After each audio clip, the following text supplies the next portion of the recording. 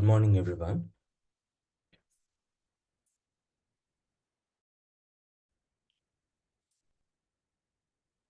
I warmly welcome every one of you to our new batch in UI and UX design. So this is a certificate course in UI and UX design. If I go through the course content for each week, the course actually consists of 5 weeks. The first week, we are going to discuss some introduction to UI and UX, what you can do as a UX designer, what are the skills that you should have, and how the job industry will look like. So those are the things that we are going to cover today in the first week. In second and third weeks, we are going to discuss about UX design process. So the UX process is the process that UX designers or the practitioners follow when we work on a UX or a designing project. It consists of few steps. We're starting off with getting to know our end users by empathizing them, by interviewing them, and so on.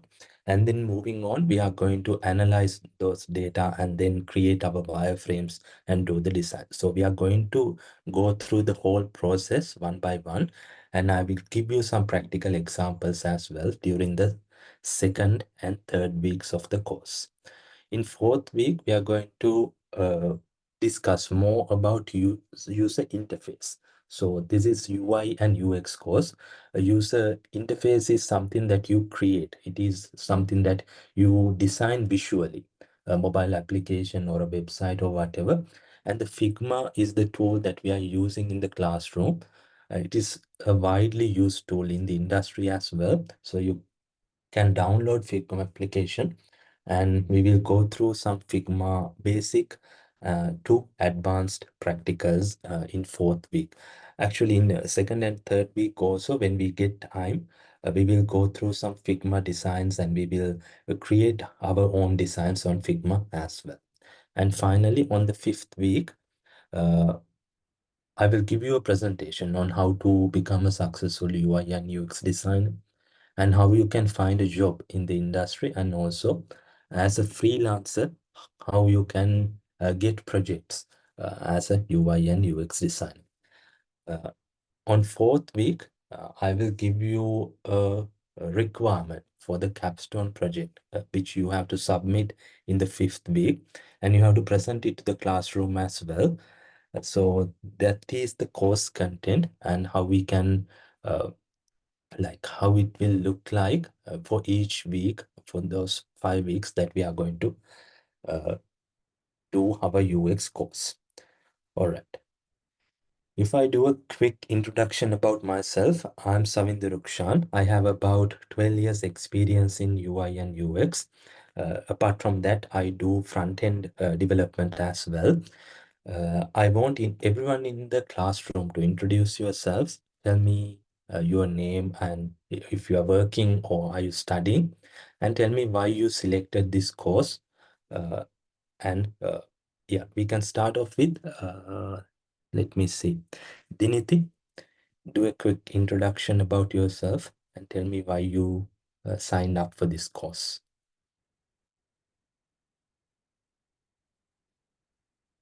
How about Hashan? Good morning, everyone. So my name is Ashan. Actually, I'm quite a little old person compared to others. So I have, more than 15 years of working experience as a brand and marketing part. I work for different organizations like Pepsi. Then again, I work as assistant brand manager for Link Natural Products and assistant creative manager at No Limit as well. So some of the content you have seen about a year ago and above. Before that, there are contents that you see photo shoots and done by me and my team. So now I'm working for a software company called Direct FN as a manager Asia market. So we are like into the fintech scene, whereas I am coming from totally, non-tech background to I'm into the tech now. So I wanted to improve my knowledge on little bit of tech side as well as, whereas we promote to the clients and do the demonstration with the clients. So I most of the time include the UI UX team as well for the give the demonstration how the system works. So I have little bit of I am little bit of outdated, so I wanted to brush up my latest knowledge in terms of project management and UX and little bit of tech related scene. Then I spoke to ACB institute. So then I told my requirement. So they said, okay, with the marketing background, so this will really fit to you. Then I wanted to enhance through that. Before the starting this course, I had just gone through a couple of UI UX videos, the people who are explaining about it. So it gained more experience. Okay. Then I thought of join, and I just wanted to improve because it's a creativity, brand marketing, which really fit into my role. Okay. All So right. that was the objective of my program, All right. joining Thank you this very program. much. How about Dilan? Yes, sir. Yeah, we can hear you. Sir, Do a quick introduction about yourself and then tell me why you selected this course. uh, I'm Tilar Maduranga. I am graduate from Southeastern University in Management Information Technology degree. So now I choose the path uh, UI UX for I select this course for uh, that. Uh, All right. Thank you. How about Vidura? Good morning, everybody. And I'm Vidrima Sangha, and I'm currently a graphic designer. And so I'm interested in this course because I look someone doing this UI UX thing, and I want to know about what is this, and it is good for my career and that kind of thing. I want to know and learn thing new from this. That's why I'm parts of this course. Thank you. All right. Thank you. How about Rumi? Hello, good morning, everyone. My name is Ahmad Zafar Rumi. I am 21 years old. I just currently graduated from University of Bedfordshire. Why I'm here? Well, basically, I want to be specialized in the UI UX industry, and I think this certificate would be extremely helpful. That's more or less why I joined on this course. All right. Thank you. How about Shan Shanika?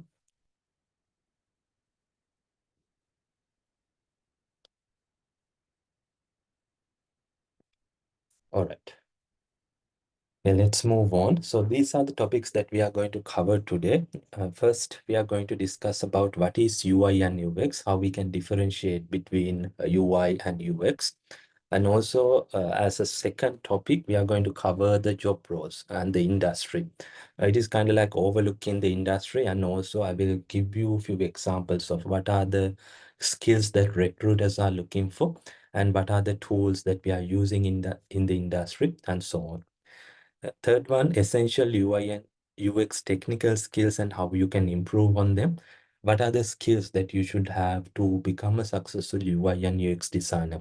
It can be interpersonal skills, research skills, analytical skills, and design thinking and things like that. So I will give you a overview and also introduction to what you should have as a UI and UX designer, the essential skills and technical skills. Then, if you want to become a good, successful UX designer, you have to think like a UX designer. So there are some book recommendations as well. I will add them to our Google Classroom. So the Google Classroom is the platform that we are using to share our video recordings and also slides in each of the weeks. So I invite you to sign up to Google Classroom. If I think you have received an invite already. If you haven't signed up, please sign up because we are putting some extra resources and also reading materials, everything they are in the Google Classroom. And number 5, what is UX portfolio and how to build one? So when you apply for a job or an opening in the UX industry, the recruiters or the hiring managers, the first thing they will ask you is to send your portfolio. So that is the only way that they get to know about your designing skills and how good designer you are, what are the projects that you have worked on and everything. So that is the must requirement for UX designer, especially when you're starting off with your career. You should have a good UX portfolio. So that is the only way that you can demonstrate what you are capable of in designing. So those are the topics that we are going to cover today. In the meantime, when I go through the slides, when I give you instructions, or when I give you some idea about what is UI and UX, if there's any doubts, if you have anything that you want to clarify, you can send a message or you can switch on your mic and ask any questions. All right, so let's start off with what is UX. UX stands for user experience, how people interact with the product. So it can be actually digital product or a physical product. But in this particular course, we are mainly focusing on digital products because we are focusing on UX in the software industry. But you have to remember there are product designing or the UX design in physical products as well, especially you can take any product. In this example right here, I have taken a bag of chips. So the user experience should be how easily this person can open this bag of chips and do the task he is supposed to do. And if we take another example, uh, let's say it is a car. How easily can someone drive the car? How easily can someone learn the cues and uh, do their task easily? And if I take a digital example, let's say it is a mobile banking application. How easily someone send money to someone else? So that is the user experience. How so user experience designers' duty is to make users' life easier. So if users facing any problems in their daily basis, the user experience designers' duty is to find solution and give them better user experience. So there are several criteria that you have to meet in order to build a successful UX design. So we are going to discuss about them in details as well. All right. So this is somewhat long description about UX, the process of enhancing the user satisfaction with a product by improving the usability. Usability is how easily you can use a product.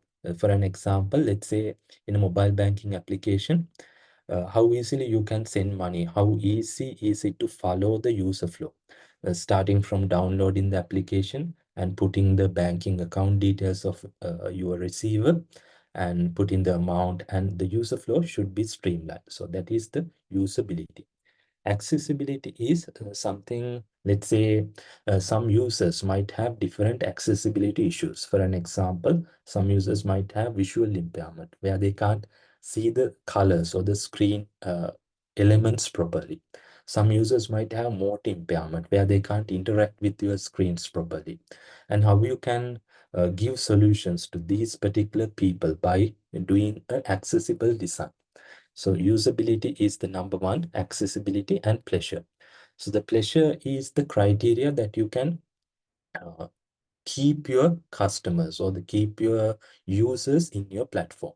If your application don't provide any feedback or don't provide any pleasure or satisfaction to them, they won't come back in daily basis to your application. If I take an example, social media application, Facebook or Instagram, they are using this pleasure criteria really well. They are giving you notifications and they are putting some feedback. When you double tap on some image, it will give you some feedback with an animation. So that is how they provide pleasure when users interact with this particular product. So that is how they retain their users to their platforms without any issue. So you have to consider all these factors when you come up with the user experience for whatever the product that you are going to develop. All right. So usability, as I mentioned, it consists of these criteria. Now we are going to go in detail about these three. And usability is a quality attribute that assesses how easy user interfaces are to use. So it consists of these elements. Number one is learnability. So for an example, if I take the banking application again, how easy can someone, for the first time when they download the application, how easily they can learn the user flow of how to send money. That is the learnability. And efficiency is how fast they can send money to someone else by using the application. So your application should be learnable and efficient as well. Next one is memorability. So the first time when you are using an application, let's say for an example, first time, I think you remember when you download Facebook application or the Instagram application, the first time there was some learnability cue. You have to learn how to put a comment, how to like someone's picture, how to send a message to someone else.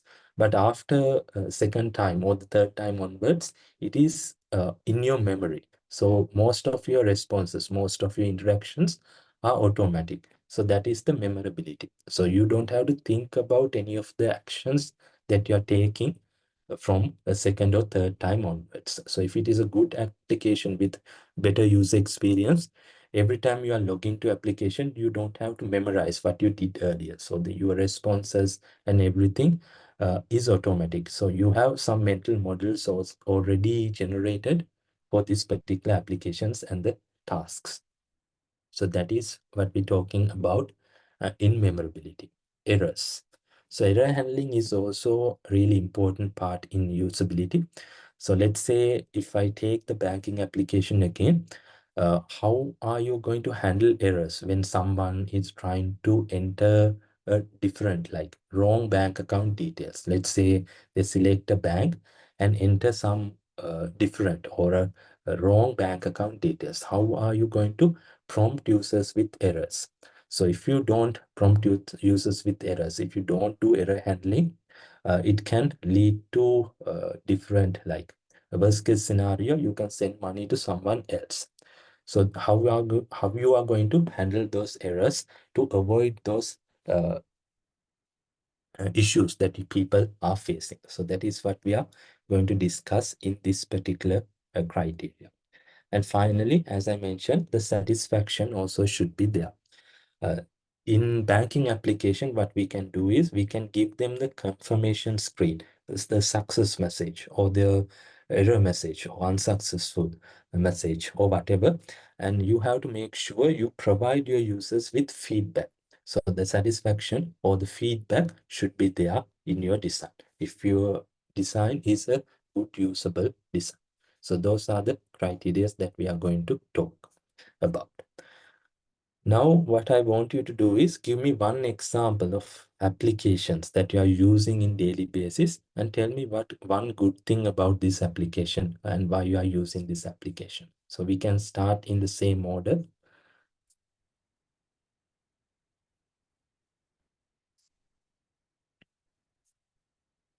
Dinity, can you tell me one example of application that you are using in daily basis and tell me one good thing about it? Gmail, Yeah, because it's more convenient to send mails and uh, check my inbox. all right. Thank you. So it don't have to be something in the slide. So you can take any application and give me an example. Hashan? I use more often Uber.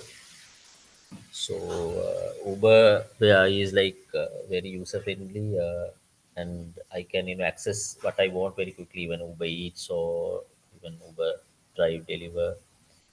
So it's All right. accessibility and fast, and it's everyone can understand. Even if you look at the try show person, even right, he also able to use it very efficiently. So I Yeah. think I have good experience with that. Okay, thank you. How about Thilan?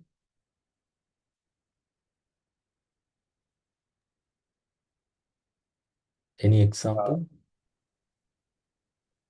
Facebook app, I mean, all using that. So it's also very user friendly, and we can. It's a platform for share our personal and other things. So and uh, found anything very easily, and it's good and so very efficient apps. Okay, thank you. How about Vidura? I'm using call the web name is Money Manage Expense and Budgets. It will help me to track my daily budgets and my expenses. It helps to track that my monthly budgets. That's my normal user app. Okay. All right, thank you. How about Rumi?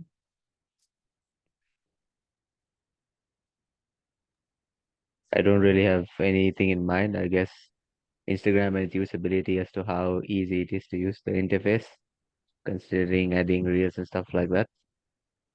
All right, thank you very much. Okay, now let's talk about each of these criterias one by one. So what is learnability? Learnability is how easy it for user to complete basic tasks in the first time. The users can quickly go from not knowing the system to getting some work done with it. So if I take the same example I took earlier in the banking application, so you know how to deposit money in a regular way, like traditional way. You have to go visit the bank and you have to stay in the queue and then you have to give money to someone in the counter and they will deposit on your behalf. So in the application, the same thing is happening, but you like get rid of that middleman. So you can directly do transactions. For an example, you can send money to someone else just by putting their banking account details and uh, personal details and even the mobile number for him to receive a message. And then you put in the amount and send in the money. So that is the user flow. So how quickly you can get to know the system with first time you download the application, you don't have much idea about what to do with this application. So that is why as a UX designer you have to give them streamlined user flows. We are going to talk about user flows and how you can improve the learnability of your applications when you are doing Figma practicals as well.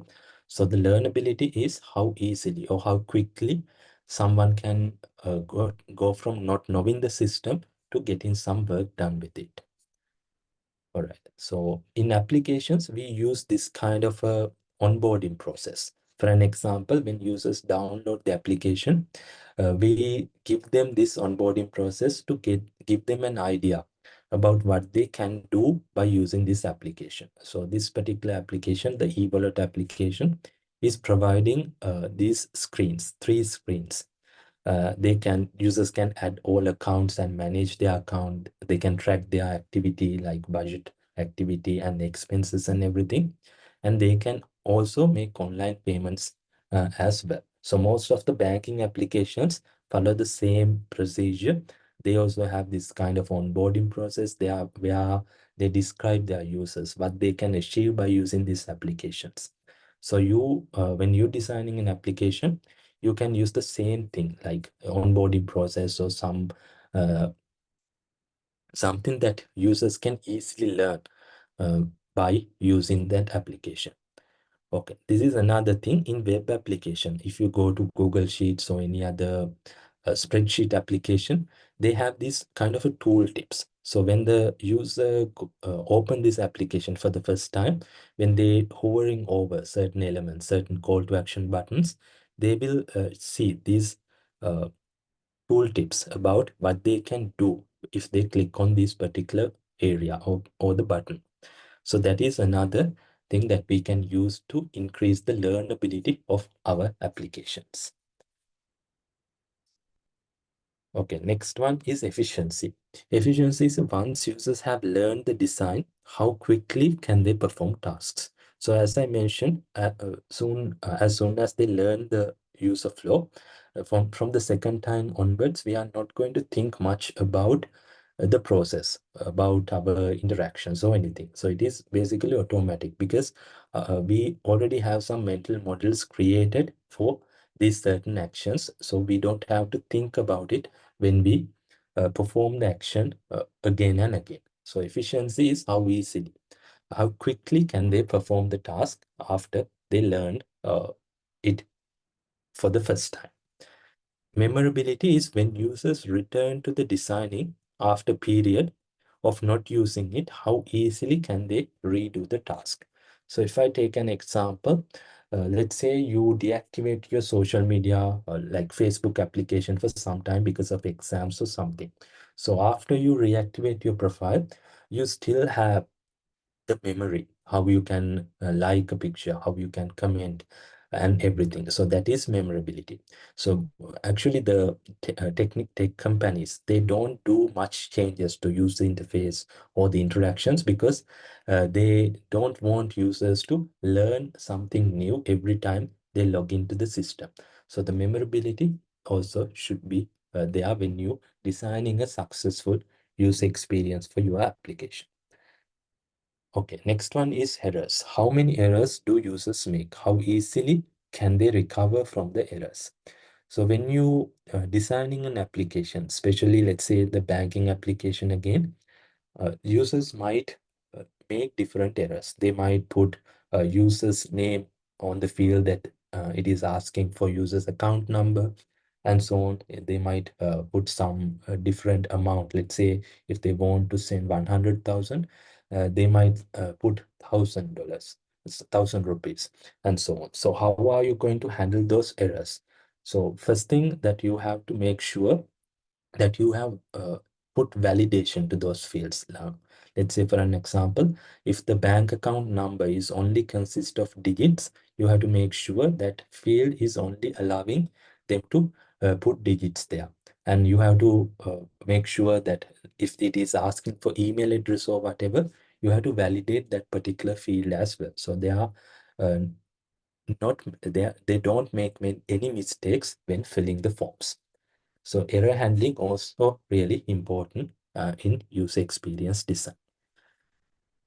Next one is satisfaction. How pleasant is to use the design. Users are subjectively satisfied by using the system.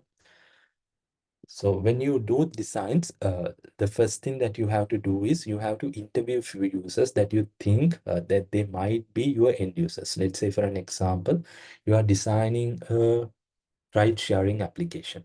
The first thing that you have to do is you have to get to know your end users, and then you have to interview them. You have to ask them questions about how are they going to use this application. Do they have any particular prior experience regarding ride sharing applications? If yes, what are the applications that they use currently? And then you can do some competitor analysis. Let's say we can take two competitors like Pick Me and Uber, and you can ask questions. What are the things that you like about these applications? What are the things that you don't like? And based on their feedback, you can create an application to address those issues. So you can keep the good things that they mentioned about these applications in your application, and you can eliminate the things that they don't like. So that is how you can give a pleasant experience to your users. And also you have to make sure you can't satisfy each and every user who's using your system. So in that case, you have to make sure we create something called user personas when we do user experience. So I will go to user personas and UX process from second week onwards. So you will get a better idea when we do UX process. But in user personas, what we do is we take about, let's say for an example, our target users consist of about 10,000 people, but we don't have time to interview all these people. What we do is we interview 10 to 15 users, which we think that might represent our end users. So those are archetypical users that we think that It represent our end users, and we interview them and create user personas. User persona is something like this. If I give you an idea,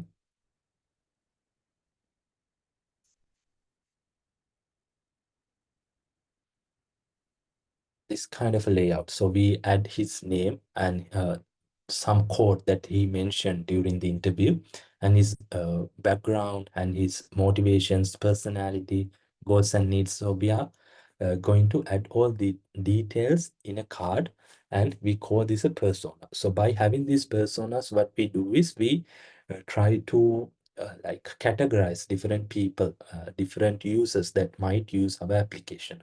So you don't get a chance to satisfy everyone, but at least some people that you interview, most of the people in the system, if they are satisfied with your system, so that is we call a good user experience for most of the users. Some of you, even though you interview so many people and create application by listening to these users, there are some people who don't like the system. So make sure to interview more people and create application that most people like. All right. So these are some of the actions that we can take. So in here, this example, even in Gmail or any other application, if you accidentally delete something, you still have an option to undo that thing by clicking this undo button or any other. So that will remove the danger. Like for an example, if someone accidentally click that or this swipe it right side, it will get deleted. So we can eliminate that by giving them this kind of a confirmation. And even right here, when you're trying to delete some records in a spreadsheet or something, you can still undo that action by clicking on this particular button. And even when you try to delete something in your recycle bin, it will ask you, do you really want to delete this application or delete these files or not? So in that way, we can give them another option before they permanently delete something from the system. And also this is another thing. So when users uploading something, image or whatever to the system, we should let them know what is the process, what is happening in the background. So if you don't provide them with the uploading or the progress bar or whatever, they will refresh the page and the process will stop altogether. So it is a good idea, it is a good practice to inform your users about what is happening in the background as well.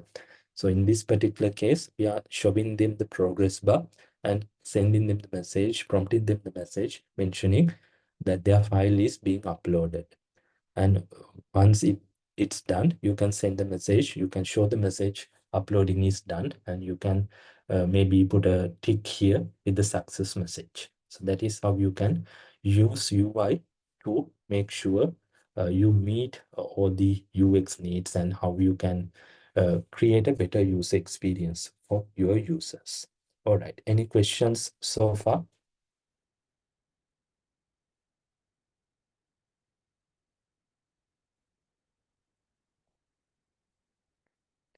Okay, let's move on. And next one, what is accessibility? Oh, so as you can see with these icons, the first one is people with visual impairment, people who can't see properly. Some people might be like, especially if you're designing application and most of your users are in elder generation, some of these users won't be able to see the colors that you have selected on your screens. So you have to make sure to do accessibility test and make sure to select a color that everyone can see. So you have to include everyone, uh, no matter what. Like you can't just put the colors that young people like. Let's say for an example, banking application, you know that people from younger generation and also elder people might use this particular application. So in that case, you have to make sure you select colors or the button size or the text sizes uh, where this everyone should be able to read and interact with the system. and people with motor impairment. Some people can't interact with your screens, and how you are going to help them to use your system. And people with hearing impairment. So if your website or a mobile application is something with media or the content, video content or the audio content, how you can provide them with better user experience. So if it is a video website, you can give them closed captions or the captions or whatever to support people with hearing impairment. And personalized content. For an example, if you go to YouTube or even Netflix, it will give you personalized recommendation based on your previous watched videos or the uh, terms that you are searching in their search. So that is also really important. So that is also comes under accessibility. And closed captions, open captions. When you're watching a video or listening to audio, it will give you closed captions. Is something that uh, people with hearing impairment will like to have. And also in accessibility, we have to make sure our website or mobile application is responsive. So when you when you launch your application, you have to make sure you test your application with at least mobile devices, tablet devices, and desktop sizes as well. And if it is a mobile application, like Appleized application or a Android application, you have to make sure you test this application with different devices, different device sizes, and different operating systems, versions, to make sure it is accessible to everyone with different devices. Because some people might have latest devices with latest software updates, whereas some people might have old software versions with all devices. So you have to make sure to include everyone, and we call it inclusive design. You have to include everyone with different impairments and make it a successful UX design to everyone. All right. These are some principles of visual accessibility design. Number one is pay close attention to colors and color contrast. So as I mentioned, some people won't be able to see all the colors that you are putting in your design. So there are some tools, online tools, and even Figma design tool. There are some tools that you can search, that you can look, the color you selected, is it uh, matching the standards, the visual accessibility standards? Can people with different visual impairments can see the colors I selected? If not, what we can do about it? So those things you have to consider.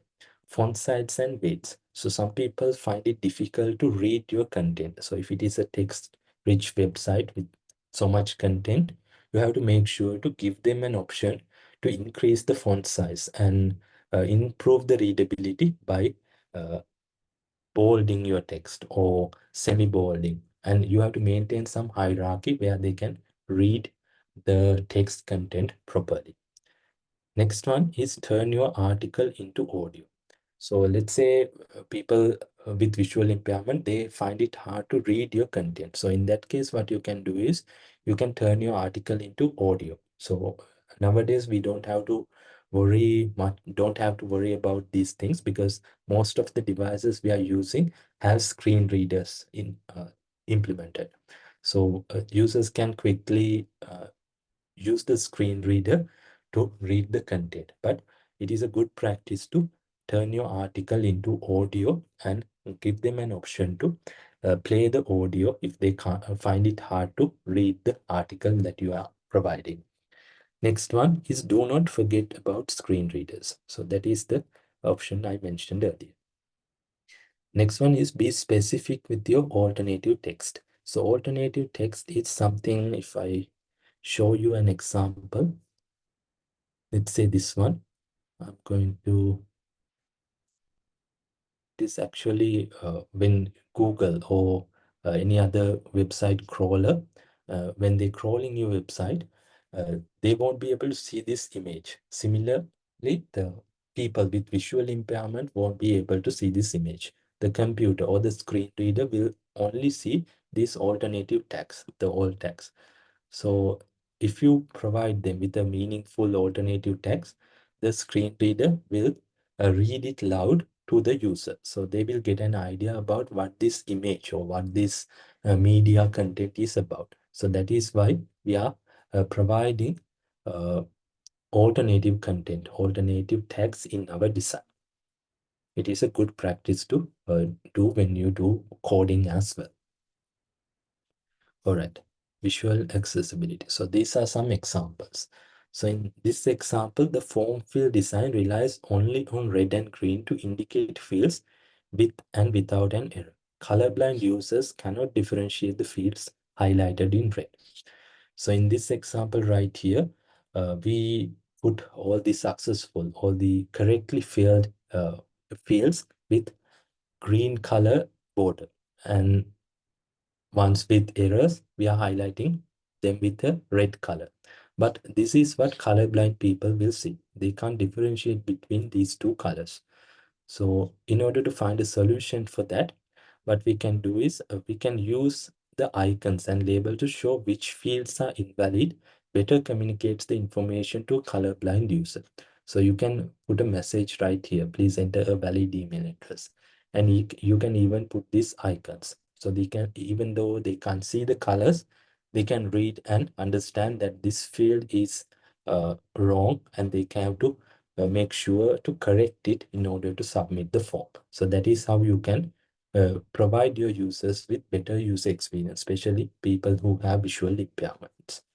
And even here in this particular news website, they are providing play article button. So they people who can't read the content, they can listen to the content by playing this particular article.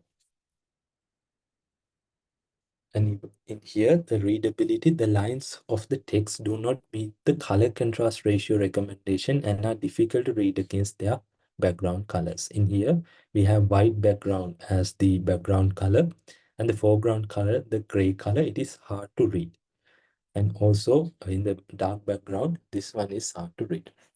So you have to make sure your design should match color contrast ratio recommendation in order to give better user experience, better readability to your users as well. So this is much readable when comparing to the example above. Right. Low contrast text is hard to read on desktop, but it becomes even more difficult on mobile. Imagine trying to read low contrast text on mobile device while walking in bright sunlight. Yet again, this is a good reminder that accessible visual design is better visual design for all users. So when you designing an application, let's say for an example, you are designing an application for Salesforce people. So most of the time, these Salesforce people using your application outdoors. So there are certain factors that you have to consider when you're designing application for this kind of a people. Number one thing is they are using it under direct sunlight. So how you can give them a better user experience, better accessible user experience. And also you have to consider about the battery life as well. So those are the things that you have to think when you designing such applications for different end users. So in this particular example, you have to make sure you give them a proper details, like proper screen that they can interact even with brighter sunlight. Especially in our country, when we are developing an application, we have to consider outdoor usage as well. All right.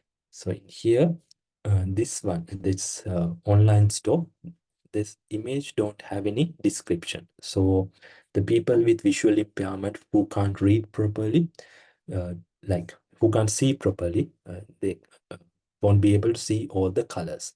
So that is why we should put a description here. So we can describe what this design is about by words. So people with visual impairment, colorblind people can read the description and get an idea about what this design, what this graphic is about. Like this. So you can put all the product details, what kind of a t-shirt is it, and a brand, and wash instructions, and everything you have to put, because people can read them and get an idea. And it also, people who can't read, they can use their screen readers to read this content and get an idea about what this t-shirt is about. So this is not a good user experience, and this is a good user experience because we are providing them with so many details. So as I mentioned, we should put alternative text to our rich media content. This one, the image, as I mentioned here, if you put this alt tab, the screen readers or the Google bot or whoever is consuming your design will be able to get an idea about the image that we have here and read it loud to the users who can't see properly. And even when you do search engine optimization, it is a good idea, good practice to have this alternative text in place. And even when you accidentally delete your images from the server, it will still show this alternative text, so it won't break, and you can uh, the screen readers or the search engines can perform in the same way until you replace the actual image in your server. Okay, people with motor impairment, so where they can't interact with your screens properly. Let's say they can't type properly, they can't interact with your keyboard. So they can send voice memos and voice assistants such as Siri, Google Assistant, or Amazon Alexa, Bixby, or whatever. Those will help them to interact by giving them voice commands. And also you can send voice notes, voice memos to your users or the friends by using these accessibility features that uh, software or the mobile devices are providing. And people with hearing impairment, they won't be able to hear what these people are saying on the screen. And what you can do is you can implement these kind of a closed captions, and they can read and get an idea. They can follow up by reading the content that displaying on the screen. And you also have to make sure you give them like controls over voice or the screen. Like they should have an option to pause the video, increase the volume or decrease the volume, and let's say make it full screen or whatever. So you have to give them all these controls to your users, because it will be really helpful. Let's say for an example, if someone opens up this particular video or the course video in a library, so if you don't provide any control over their like volume control, it will be really hard for that user. They might have to close the window altogether to get rid of that. So always make sure to give them control over what is happening in the screen. Okay, so when we launch a product, we have website or mobile application accessibility checklist that we have to follow and mark to make sure that you meet your accessibility standards. So these are the things that we should consider if you are launching a website. Number one is provide alternative text for non-text content. So the non-text content it can be an image, it can be a video, and it can be a HTML5 canvas or anything that non-text. You have to put an alternative tag, because if we consider people with visual impairment, they won't be able to see the screens properly, read the videos. And people, let's say some technical constraint, some people have metered internet connections, so they don't want to like waste their data, or they have metered data quota, let's say 1 GB per day. So if you don't provide, like if they only have metered content, the video that you are trying to load in your application won't be able to play. So you have to make sure you provide alternative content. If the video player is not displaying because of the slow internet connection, or the people with visual impairment can't see it properly, you have to make sure you give them an alternative text mentioning what is this area of the screen is about. So that is the idea behind providing them with a alternative text. Add captions or subtitles to video and audio content. So people with hearing impairment find it difficult to follow up the video by listening to it. So in that case, you have to give them subtitles and captions to make sure they also follow up the video without an issue. Next one, make content distinguishable with the help of color and contrast. Next one is people with visual impairment, especially the elder generation or someone. So you have to make sure you select the colors and uh, contrast. You should maintain a good contrast between the foreground and the background. So that will improve the readability. And if you have any call to action buttons such as sign up or buy our plan or whatever, you have to make sure you keep them with a better contrast. So you have to have a good white screen, a white color usage in your screen, and also your colors should contrast, and it will improve the readability, and people can uh, go through your designs very easily if you follow these principles. The next one is ensure audio video volume control as well as mechanism to stop or pause audio or video. So as I mentioned, people can use your application in different scenarios. The example I took, if someone want to use the application in library, and if you don't provide them with audio control and the video, if it is playing in a like louder volume, it won't be a good user experience for that particular user. As a good practice, make sure to mute the video by default. And if they want to put on the volume, give them a control over volume increase and decrease as well. And also stop or pause the video. Make all functionality available from a keyboard. So some users may have devices that their touchpad or the mouse is not working properly. So in that case, you have to provide them an option to function, like work on your software or a mobile application by only using keyboard. So this is a website accessibility checklist. So a laptop keyboard or a desktop computer keyboard should be functioning even when your trackpad or the mouse is not working properly. Give users enough time to read and use the content, no time limits. So make sure give them enough time to read, especially let's say your website is something that involve a payment. Let's say it is a movie ticket booking application. So after you select the seats that you want to book, uh, they will give you some time to uh, in like input your bank account, like credit card details. I'm sorry. So you have to make sure you give them enough time to input these details, and don't give like you have to put a time limit, but make sure it is enough for them to perform their action easily and complete it properly. Otherwise, if you don't give them enough time, it won't be a good user experience. They have to rush, and they will find it difficult to perform any actions. Make text readable and understandable.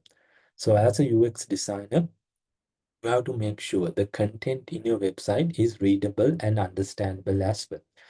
So, it is a good practice. Let's say if you do a website, the text-rich website, make sure not to use jargons or any technical terms. So people who don't have any technical background should be able to understand what you are saying. So make sure, even though the person who is designing this application have a good idea about technical aspects and the technical terms, please don't use them in your application. So that will negatively affect your, let's say, leads or the business if you use jargons or the technical terms in your design, because most of the users don't have technical background. So make sure not to use them in your designs or the website.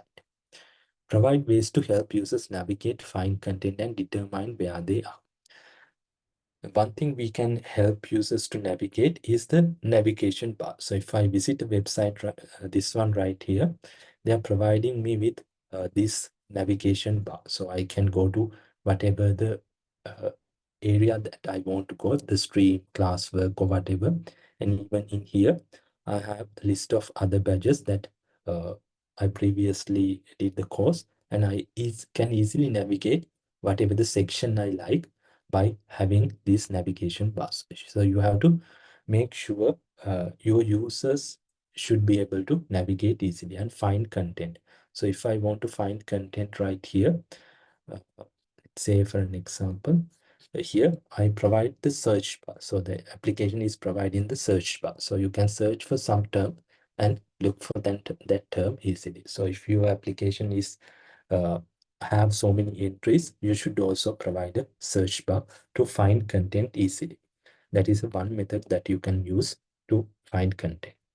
And also to determine where they are in this particular application, you can see this classwork part is highlighted and it has this tab as well. So I know now I'm in this classwork tab and now I'm in the stream tab. So you also have to make sure you provide this kind of a user experience to your users so they know just by looking into the screen, they are in the stream tab. So that is also a good user experience. Make pages operate in a predictable way. Okay. Now, let's say you are developing an e-commerce application, e-commerce website, and the people who visiting your website, they have prior experience when they visit other website. Let's say they have visited Amazon website or Dara's website or whatever, and they have some mental models about how to search for certain item. The search bar should be here, and how to add something to my cart, and how to add my credit card details, and how to check out the product that I have added to the cart. So you have to make sure you follow the same process. If you try to introduce something new, some new user flow, users will find it hard to learn that queue, because as users, most of the users don't like to learn something new when they visit your website. In that case, you have to make sure you uh, follow the same structure that all these prior website have done, and make users' life easier. So they don't have to learn something new when they visit your websites. They follow the same thing that they experience with, and they do their task easily without worrying, and help users avoid and correct mistakes. So error handling is also really important. So if I take an example in this form right here. So if I try to submit the form without filling the form, it will give me these errors. So you have to select the referral and you have to fill the form. So this is good error handling. So if they don't allow you to submit the form without filling the form, so you have to make sure you add this error handling or the error labels in your design as well. So that in that way, you can correct mistakes that users make, and also, more importantly, you can avoid them making mistakes. Next one is ensure compatibility with assistive technologies. So assistive technologies can be the screen readers, and let's say in tablet, it can be a landscape design or the horizontal design. Whatever, you have to make sure your application is working for screen readers, or the let's say if it is a video rich application, it should have all the controls, HTML5 or the compatibility and everything should be there. So those are the things that you should consider before you launch in the application, the accessibility checklist. In a mobile application also, there are some similar things, especially in color, and if it is a audio or video rich content, you can follow the same content.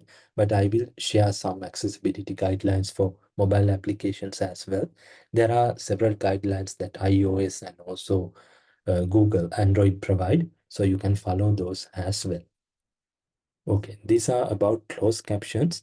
So if you have subtitles, closed captions, open caption implemented in your website or a video player, you language usually matches the audio. The closed captions and open captions language usually matches the audio, whereas subtitles is not. Turn them on and off at your will. So this subtitle and closed caption you can turn on and off. I think you already have experienced this when playing a video on YouTube or Netflix or whatever. But open caption, which is hard subbed to the video, you can't switch them off. Include background sound descriptions. So when you're watching a video, watching a movie on Netflix or any other streaming platform, if there's a background sound, they will give the sound description. So that will be helpful for people with hearing impairment. So they can get to know what is happening. So that is also a good user experience. And this one we call localization. So if your application, let's say you are developing application for foreign client, a European client. So these languages or the international client, you have to localize that application based on the country. Let's say for an example, you are designing an application and your company, your client is based on Spain, Italy, Japan, and Germany, or any of these countries. And people in Japan should see the version of your website in Japanese language. So what you can do is you can um, track their IP address and give them the Japanese version of the website. So the localization is also really important. But in Chrome right now, if you go to, if you right click and there's option to translate. So you don't have to worry about it much. So you can translate to whatever the language you like. Let's say I want to translate to some other language.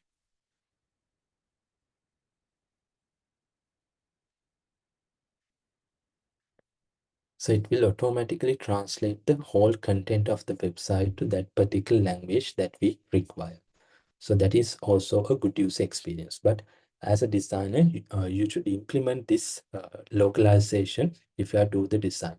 It will help your users to read properly, because some of these users are not used to reading English and using English as their first language. So that is also really important.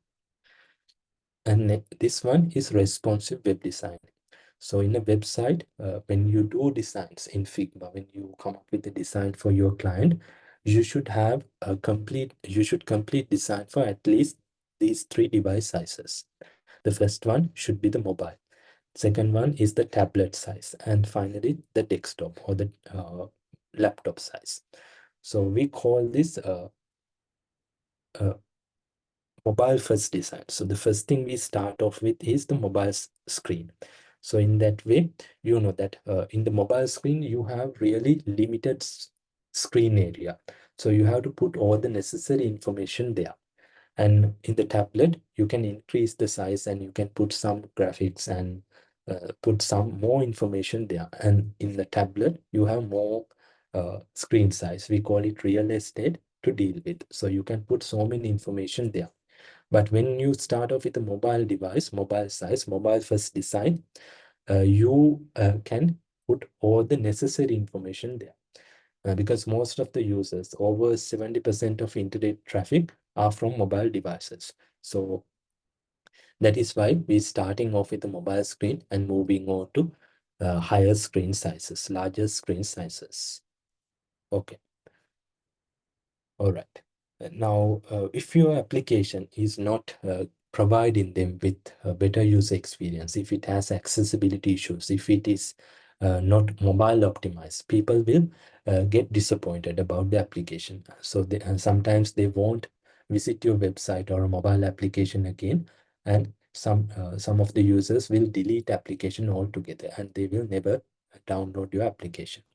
So uh, let's do a quick exercise. Tell me one application that you deleted recently and tell me what was the reason. Is it a user experience related issue, or what is the reason that you get rid of that application? We can start with Diniti. Any application that you deleted recently and tell me the reason behind that.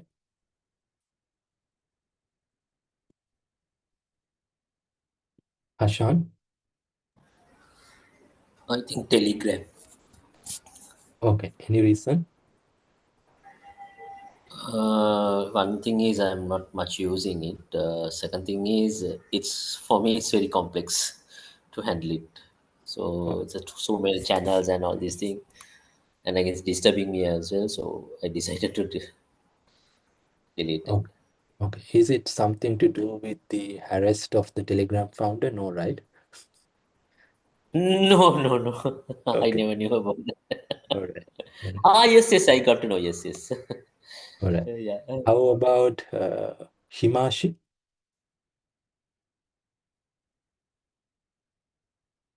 Ilan?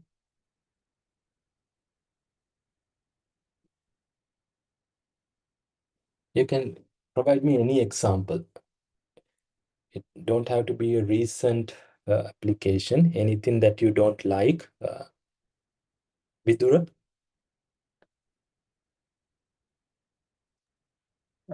Recently, I removed the Google Keep because I found another good app for that to do this task, but I did in the Google Keeps. That's why I removed that. All right. Thank you. How about Rumi? Could you repeat the question again, if you don't mind, Yeah. sir? Any application that you deleted recently, and what is the reason behind it? Is it a user experience issue? Well, I would say Snapchat because I really didn't understand the grasp of it. It wasn't really appealing to me as in the interface and also really, I think that's more or less. All right. All right. Thank you very much.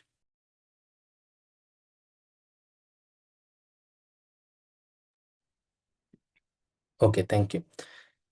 Now let's take a look at UI and UX and compare these two terms. So user experience, as you know, the UX is user experience, UI is the user interface. So this is the look and feel. So we call UI the look of your screen and the feel is the UX. So in UX, we talk about UX strategy, user research, information architecture, testing. So UX strategy is the plan that you, when you get a project from a client, or if you're a freelancer, when you get a project from anyone, you have to plan your project. So it is kind of like a blueprint of your design process.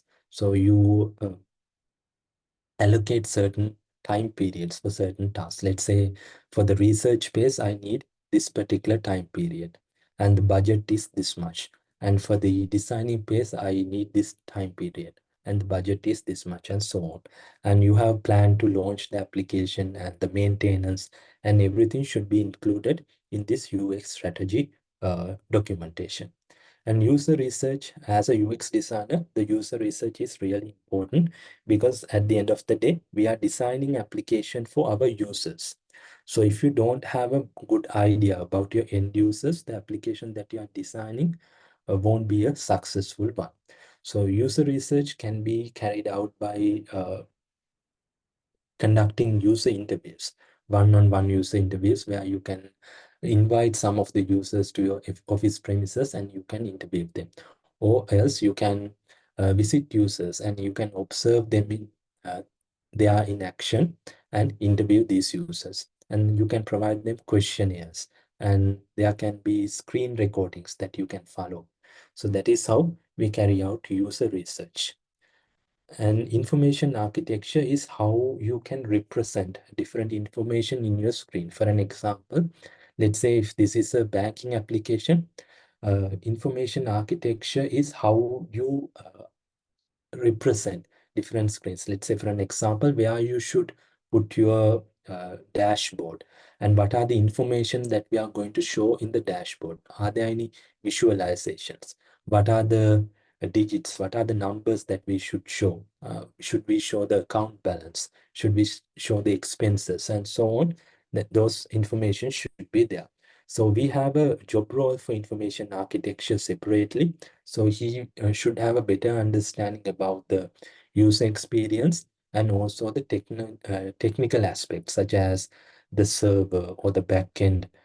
Everything should be there when they designed on the information architecture or a mobile application or a website. And also the testing. So even though you launch a successful application, if you don't do testing, if you don't test with your users after launching your application, you can test by referring to video recordings. There are applications that we can use to screen record different user interactions. So one application is Hotjar, this one.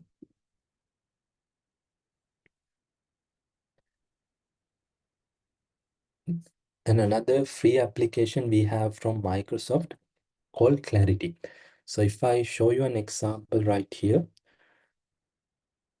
so you can see what users are doing. So even you can see live examples and follow them and get to know what these people are doing. And if there's any errors in the screen, you will get to know in the real time, and you can fix these errors and push new version of your design. So that is really important as well. So to test your designs after you publish those applications. And in UI, if you want to be a visual designer, you should become you should have a good idea about color theory. So we are going to go through color theory. So as you know, different colors have different meanings. So for an example, green color is bind with success, whereas red color is with danger, and so on. So you can use these colors in your user experience design and visual design to give different messages in different tones to your users. Let's say for an example, if your users are young people, so you can use some youthful or playful colors. And if you want to give them a bold message, you can use some bold colors such as blue color, which is giving them some secure or the uh, professional feeling. So you can we will go through different colors and what these colors representing. They represent different human emotions as well. So we will go through these colors in coming weeks. And typography is also really important. When you're selecting a typeface for your website, you have to make sure you interview your users and have an idea about your end users. So if it is a professional website, you have to select a professional looking typeface or the text or the font for your website. And if it is for people in, let's say, students or someone, and you have to make sure that the typography you are selecting is readable, because they have to read the content when they study. So that is also really important if you are more into visual designing or the UI. And design patterns. So we will go through design patterns as well. There are several design patterns and different designing laws that you have to consider when you come up with user experience or the user interface design, the color matching and the visual representation of different elements in your screen, the screen areas that you should focus on. So all the things matter when you do user interface design. Next one, it is interactivity and animation. So we have a different job role for this one as well. Interaction designer, his role is to, his duty is to create different user interactions. For an example, let's say uh, when click on a button, how should it behave? What are the feedback that we should give our users? How is the color changing? Any transitions or anything? Micro interactions, animations. So you can implement all these to your user interface and give them a better user experience. So if we take this intersection right here, both UI and UX, in order to do better UI or the better UX, you have to empathize with your users. So you have to get to know your users and what they like, what they don't like, what are the applications that they are using in daily basis, what are the things they expect from the application that you are going to design. So by empathizing with your users, you will be able to come up with better UX and better design, UI design as well. And for both of these, we need collaboration. So as UI or a UX designer, we have to work with teams. There can be our colleagues, co-UX designers, co-UI designers, and there can be a team lead. And you might have to work with some other teams as well, development team, research team, business, or the finance or whatever. So collaboration is also really important when you're working in any of these UX or UI field. And design thinking, how you can think like it as a designer. how you can solve different problems. Let's say, for an example, when you get a project as UX designers or a UI designers, our duty is to solve problems that users are facing. The solution you are providing should be really good. For an example, let's say the banking application I took, people might, if we don't have a banking application, people might have to physically go to bank and wait in the queue and hand their money to the bank staff and then deposit it to their account and so on. And you can take that to the digital world and create an application. So that is how you can think like a designer. So in everyday interactions, what you can do is when you use a digital product or a physical product, you can think like, is it a user-friendly application? Is there anything that I can do to make it more user-friendly? Or in user experience wise, can I improve the design? Can I improve the UI design of this application? So you should ask these questions when you're interacting with physical or digital products in daily basis if you want to think like a designer. And prototyping skills also really important, especially if you're doing UX.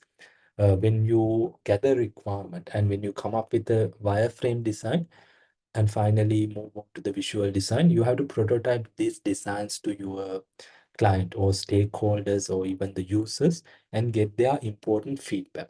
So based on this feedback, you have to again fine tune your design and again send them the prototype and uh, streamline your design and come up with the final design. So that is also prototyping is also really important. In Figma, we are going to discuss about prototyping. We are going to do a prototype ourselves as well in coming weeks. All right, so these are the skills that you should have as a UI and UX designer. All right, so let's go through each of these one by one. First is UX strategy. UX strategy, it is used to create an understanding between designers and the goals of the business product and feature you are developing. More specifically, it is a document of guidelines and rules that outline how the design team aims to achieve the organization product objective. UX strategy is the process that should be started first before the design or development of a digital product begins. So as I mentioned, it is kind of like a blueprint document of the entire project. So if you are designing a product or a feature for already existing product, you should have a product strategy, UX strategy. So it will have the requirement that user that client has given you and how you can find a solution to the problems they are facing and what are the human resources that you require, what is the budgetary requirement, and everything should be mentioned in this UX strategy documentation. Okay, let's see how we can create a better UX strategy documentation. The first thing is to understand your users. You need to understand who your users are and what market fit your product has. The first thing, as UX designers, we are designing an application for our users. So understanding users is must. And second one, understand your value. You need to understand your value, product's value. Let's say for an example, we are trying to launch a ride sharing application. So you have to interview few users, end users that you think they might use your application in the future. Let's say we have three different people that we interview. One is using the ride sharing application uh, daily to go to office. He might have a car, but he find it easy to use some ride sharing application because of the traffic and so on, and take a taxi or take a ride sharing car to his office premises. And there can be another user, can be a mother who is sending their kids to school in a car or any vehicle by using this ride sharing application. And there can be another user who is going on shopping. He's not using this application uh, regularly, but in sometimes in the weekends he might be using this application.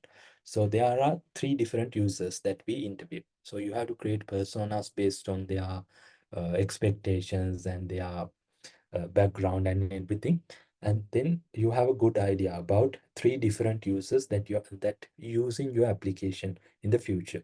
And you can ask questions from these users. What are the other applications that you are using? Are there any competitive applications that you are using in daily basis? What are the good things about this application, and what are the things that you think that they should improve? So you can ask this question and get an idea about competitors as well. And then after doing that, you can understand how where you stand in the competition. So you can assess what is the value proposition that you can bring to the market by launching the application.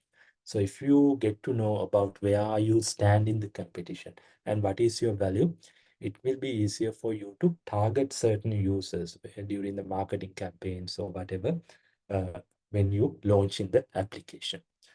Next one is know how you solve the problem. You need to understand how your product actually solve those key problems. So when during the interview, we ask users what are the problems that you are facing in daily basis. They will give you some examples. Let's say we have some direct and indirect competition. Direct competition can be other ride sharing applications such as Uber and PickMe. Indirect competition can be, let's say, taxi services where you have to book a taxi by calling the traditional way. And also there can be indirect competition can be car rental services or public transport even. So what are the uh, things that people don't like about these applications, these methods actually, I'm sorry. And how are you going to solve these problems? So good thing about public transport is when compared to others, it is cheap. But if you want to go somewhere in certain time period, go somewhere quickly, that is not the best solution. But if you take a ride sharing application, if you want to go somewhere quickly, it is the best solution that you have. And it is costly when comparing to public transport. So you have to analyze all this and solve the problems that people are facing.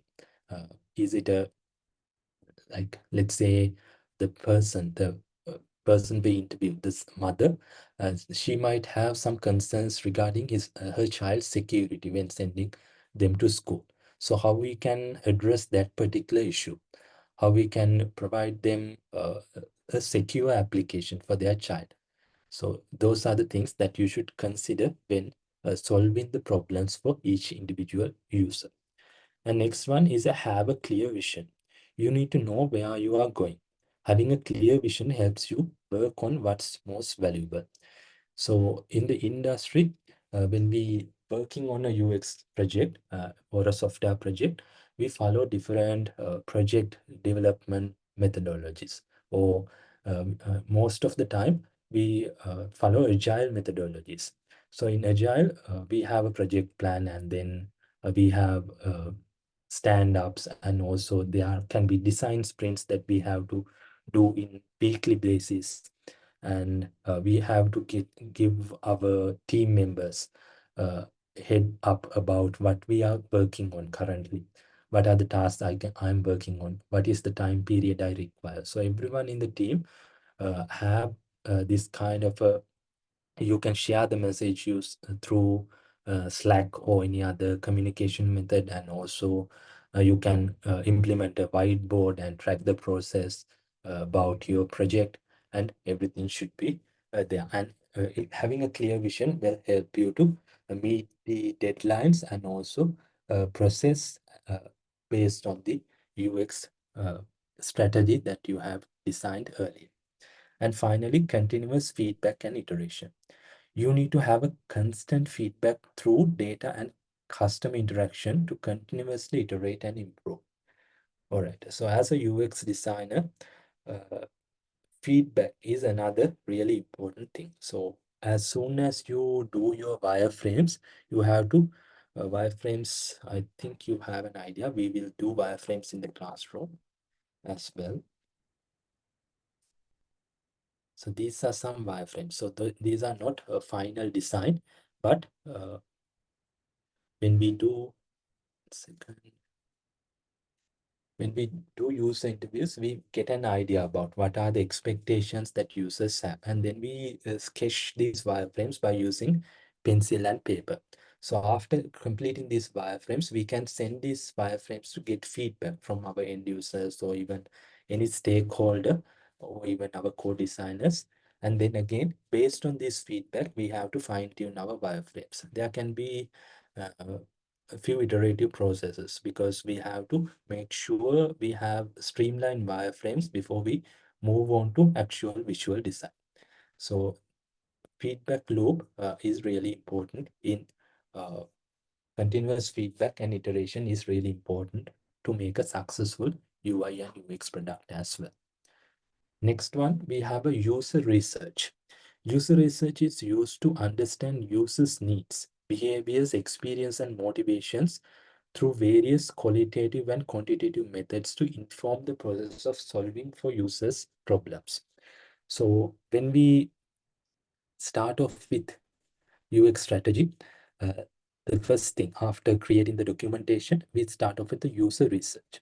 By user research, we get an idea about users' needs, behaviors, and experience and motivation. So as I mentioned, by following up, we can create this kind of a user persona by mentioning all these details that this particular user providing during the interview process. So if you want to get a qualitative answers, you can do one-to-one interview and ask them some questions regarding what are the things that they think about different applications. And you can get some quantitative answers by sending them a questionnaire. For an example, how long is it taking for you to book a ride by using certain application, pick me application or whatever. So that is a quantitative number. It is a number. So you can carry out these interviews and get an idea about your users' behaviors and experience and motivations by analyzing this data that they are giving us. All right, it's 10:30 now. Let's take a 15-minute break and we will meet at 10:45. In the meantime, if you have any questions, we can uh, discuss about the questions after the break as well.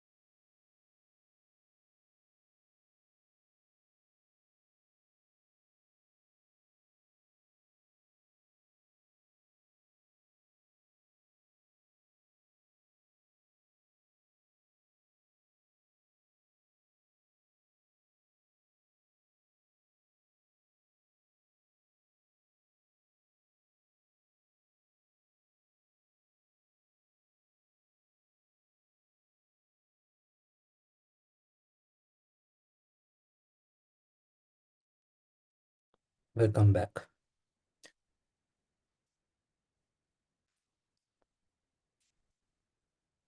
Any questions so far?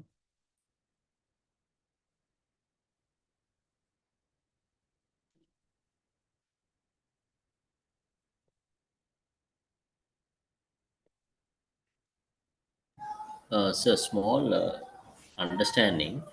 Yeah, Normally, when the project comes, so let's say for an example, if it's a new project with a new client, let's say I'm talking about the project-based environment. So I'm working in a product-based environment. So normally, how does this initial your the what do you call idea generation or else like brainstorming happening when the new project comes in terms of UX point of view? Just I'm asking you, yeah, yeah. how do you So canvas it everything in terms of okay, this is our lookalike. So what sort of a brainstorming sessions that you are conduct? yeah. So when a client come up with a project idea, or if you're working in a company, if someone give you a project idea, what we first do is we get a rough idea about what this project is about and what are the end users. So after we get the project requirement and the project idea, we have to do our own research before we moving on to any other design steps. So in this design process, in this whole process, we call it a UX process. We start off with the empathize. So in the empathize process, what we do is we will go to and go into this in detail in coming weeks. So I will tell you roughly. In the empathize process, what we do is we after getting the requirement, we identify our end users. So the requirement can be presented by the client or someone. So they have an idea, some idea about the end users. So we have some kind of a hypothesis about these are the end users that we are going to target. And then we have to find out, are these the exact end users that will use this application? In order to do that, we have to do some research. We have to interview some users. So we are interviewing some users. It can be one-to-one physical interviews, and you can observe these people doing different tasks using different applications and so on. And then you have some idea about, are these the end users that we should target, or is there anything that you want to research more? And when you have that idea, when you have a proper idea about your end users, you can move on to ask them questions related to the product that you are going to develop.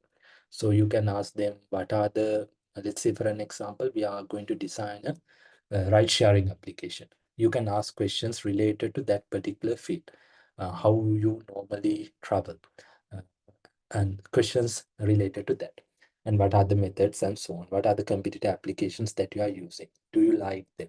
What are the advantages? What are the disadvantages? And then you can note them down and create a UX strategy based on these research findings. And that is the starting point. And even after you creating the UX strategy, you have to carry out these interviews to get to know more about your end users. Because if you don't have an idea, if you don't have a proper idea, if you don't properly empathize with your end users, the product that you are going to develop won't be a successful one. So that is the process. The first step of the process is the empathize, and then we ideate. In the ideation process, we create wireframes based on user inputs, and then we go to designing process after finalizing the wireframes, and we test our design with same users or some other users, and finally launch into the market. So that is the ideal process we follow. I will go through it in more detail in coming weeks. Is it clear? Yes, I got the idea. Thank you. I just wanted to like mapping out how it works, the thought Yeah, process. yeah, cool. Thank you. All right. Let's talk about user research in more detail now. So by conducting user research, it will help you to, if it is already existing application, it will help you to figure out problems users have with the interface. Let's say you have an application, the banking application. So if you use it in daily basis, so you know some problems that these applications have.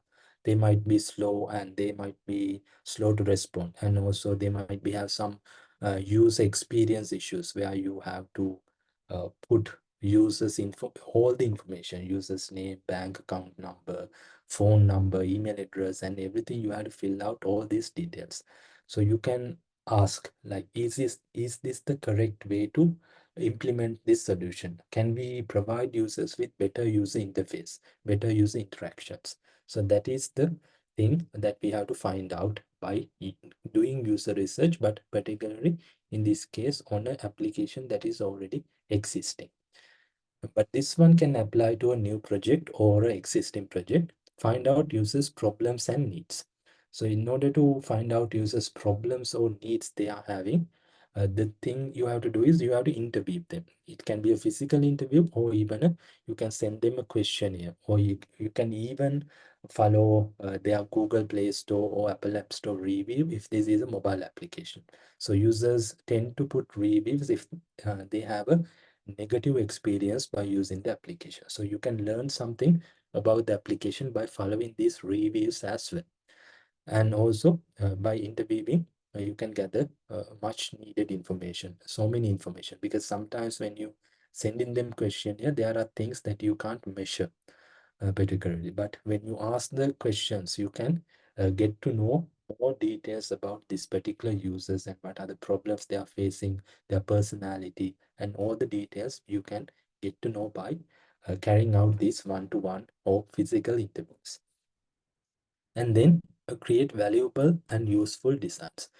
By having a good user experience done and have a good uh, visualizations or have proper data in your hand, you can create valuable and useful designs. So when you move on to visual designing process, you have a good idea about your end users and you have good wireframes about the screens that you are going to implement. So that helps you to come up with a better and valuable designs in the end. And then you can identify early adopters. So early adopters are the people who will, let's say if it is a mobile application, people who download your application first. So the first few people who download your application.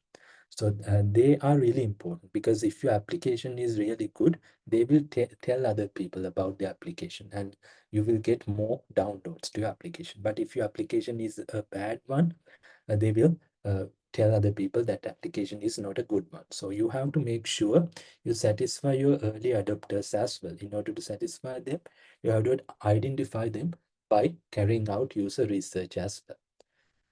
Next one, analyze the market to check if your product fits the niche. And then when you get an idea about your project, it's like users and everyone, then you have to carry out competitor analysis. So if I take the ride sharing application again, you have to analyze different competitors. As I mentioned, there can be direct and indirect competitors. Direct competitors can be other ride sharing applications such as PickMe and Uber.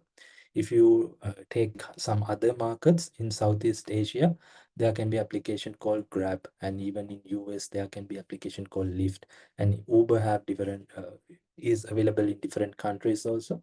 So you can check out those applications, what these applications are providing for their users, and you can create a comparison chart based on the good things and the bad things about these particular applications. And then you can identify what are the people that we are going to target. Are we going to target all the people, or are we only going to target office users by launching our application? So that is something that you have to consider when you analyze the market. Then learn about competitors' products. So as I mentioned, when you carry out competitor analysis in UX research, you get to know about competitors' different products. So in Uber application, they have certain products. Uber Eats and even ride sharing have different vehicles, and even PickMe, they have different products included in the main application. So you can get an idea about different products. I invite you to do interview not only in a local market, but there are some innovative application outside, a more innovative application. So you can carry out your interview. Maybe you can download, or maybe you can watch a video about these applications and get an idea or interview, if you get a chance to interview one of the users about the application experience they are having, it will be a better way to proceed with your user research to get an idea about the competitors. Next one, validate your business ideas and hypotheses. So in order to do a research, you have to come up with certain hypotheses. Let's say for an example, the first hypothesis for ride sharing application we are going to create is, let's say most of the users will use our application uh, in during rush hours. So that is the hypothesis we came up with. So then you have to do research to validate this hypothesis. Is it a valid hypothesis? If it is not, you have to come up with different hypotheses and try to validate those. So in that way, you can move forward with your user research and uh, have some facts about the things that you have to put your attention to in your research or when you're developing the application. Next one, measure the return on investment for your UX design. So when you do the design, when you invest some money or the time or everything to do some product, it can be a mobile application or a website or whatever, how much time it will take for you to get that money. Like, let's say for an example, have a profit, have to cover up the development or the design cost. Is it a valid return on investment? Is it a good investment? So you can decide that based on the market or the user research. So let's say you spend $100,000 to create a certain application, and it took about 6 months, and the team consists of 10 people, and you can measure how much time will it take for us to recreate that particular 100,000 as profit. So that is how you can measure the return on investment and check the validity. Is it a good business idea? Can we earn money by using this application? Or what are the things that we should consider? What are the things that we should give most attention to, prioritize when we launch the application?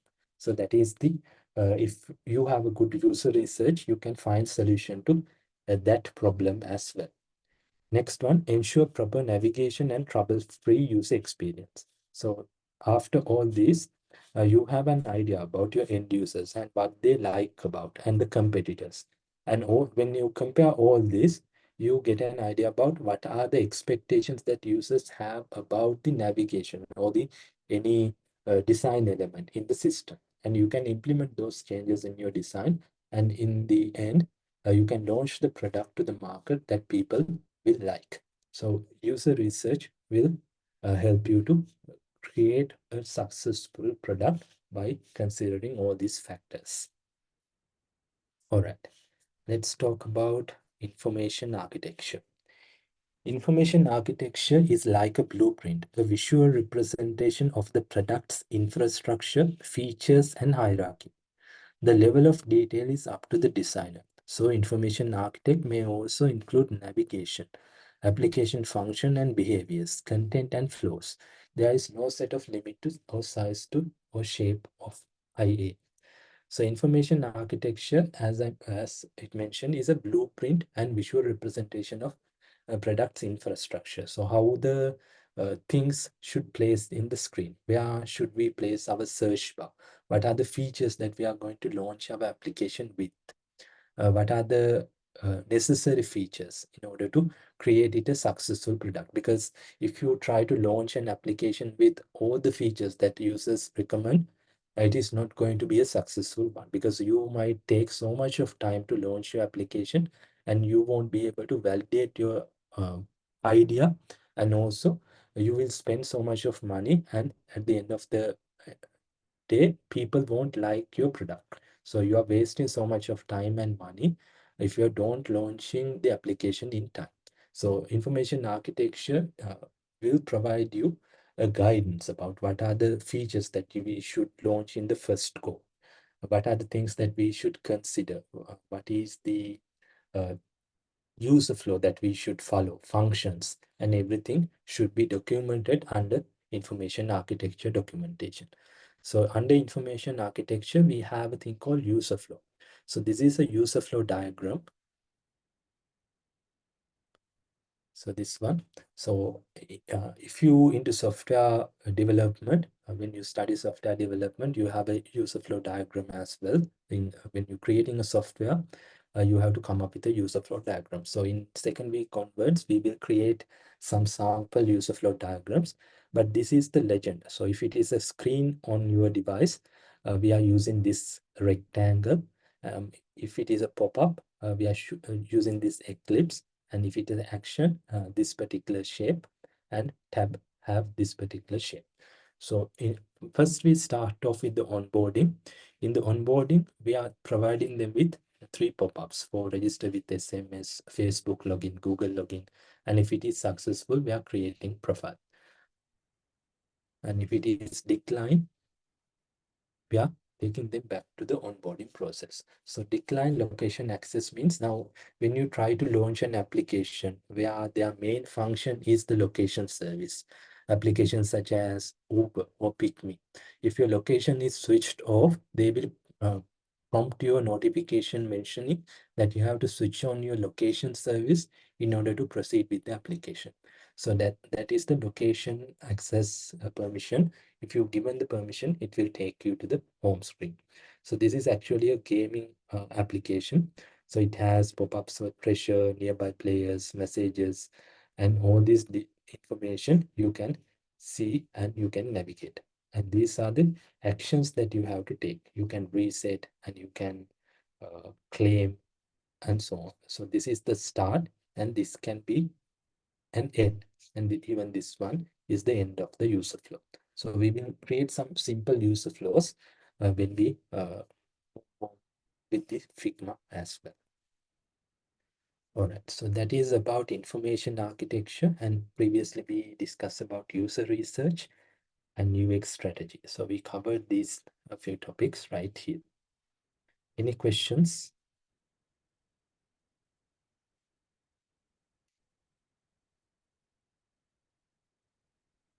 Then let's move on.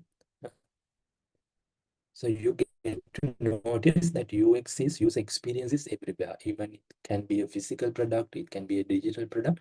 User experience is everywhere. But bad user experience is also everywhere.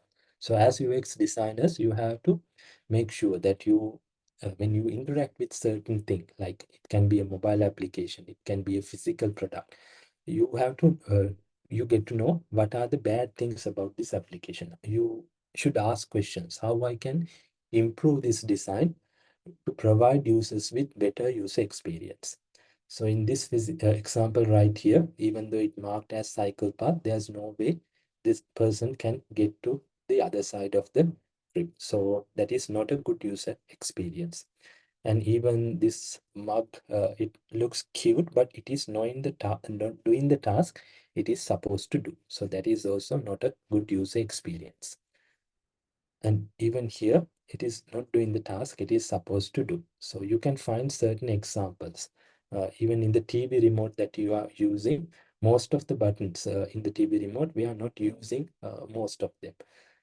So that is, you can create a different remote by only putting the necessary information. So because in UX, if you provide your users with so many unnecessary options, so many controls or so many options or features, they will get confused to make a decision. It will take some time for them to make a decision. So as a UX designer, it is your duty to make sure that you only present your users with necessary controls or the necessary options.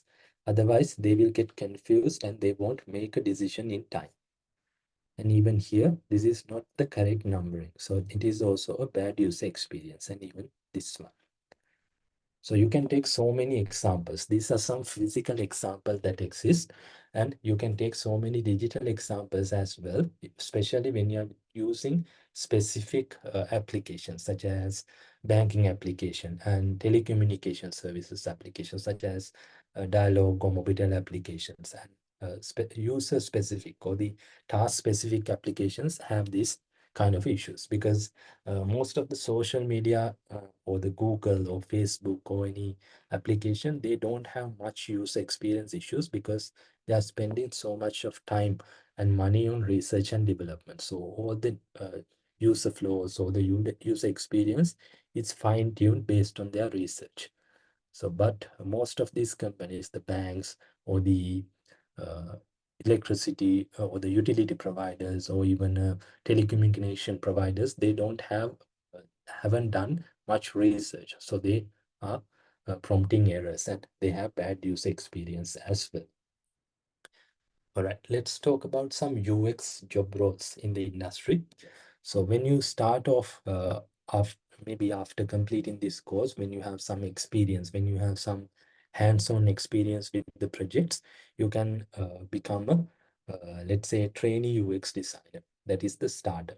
So after some time, when you have a good idea about user experience, user research, and then visual design and everything, you can be a UI UX designer. So UX designer and UI designer. So it can, let's say UX designer is more into research and users. He have a good idea about his users and what are their expectations and what are their goals and what are the things that they don't like.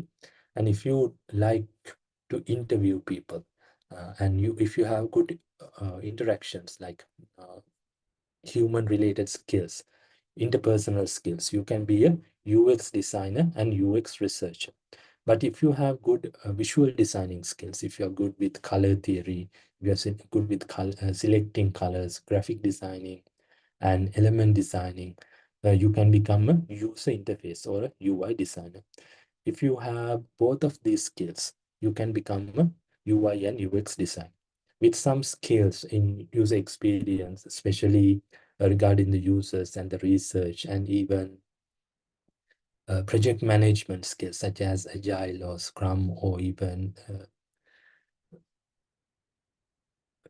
any other project related skills such as in designing, we have UX design process and there's a method called double diamond as well. So if you have good idea about this project management as well as human management and also design research, you can be a UX manager with some experience. UX researchers' duty is to carry out research. As I mentioned, if you have good interpersonal skills, you like to interact with people and interview them, you can be a UX researcher, but you should have some good documentation skills as well. UX writer is somewhat related to content writer, but you should write content based on your end users. So that is the duty of the UX writer. UX architect is someone who have some experience in the UX industry, as well as someone who have good technical background regarding how works, how to function, how the front end technologies are functioning, visual representation, information architecture. If you have details, if you have experience in all these fields, you can become a UX architect. So it is a improved, like if you have a UX design skills, UI design skills, programming skills, technical skills, presentation skills, and everything, you can become a UX designer, but you have to have experience as well. Product designer, if you go to countries, especially in Europe or US, you have a term called product designer. When you read the job description, you will get to know if this is a physical product or a digital product. So most of the time, if it is a digital product, I'm sorry, you can think of it as a UX designer as well. If it is a digital, like physical product designer, especially in countries in Europe such as Germany, it can be actual physical product. It can be a automobile or a machine or a robot or something uh, physical, and you have to design this particular product. And product manager is also similar to UX manager with some experience and have people management skills and project management skills. You can become a product manager. Product owner is completely different, somewhat different from all these things. Product owner is, let's say for an example, when you are designing a product, you will have a product owner in your team. So the product owner's responsibility is to he have a good idea about the end users and also the product itself. So if you want to know about the product, let's say for an example, it is already existing product. The first one you should ask is from about the product is the product owner. He will have A to Z knowledge about a certain product and also about the end users and also about the competitors and what are the features, the market trends, what are the new technologies out there, and everything should be known by the product owner. UX and UI engineer. So if you have some skills in programming, if you have some skills in information architecture and everything, with some experience, you can become a UI and UX engineer or a UI engineer. So those are the job roles in the industry for a UX designer. So if we quickly go through some job description,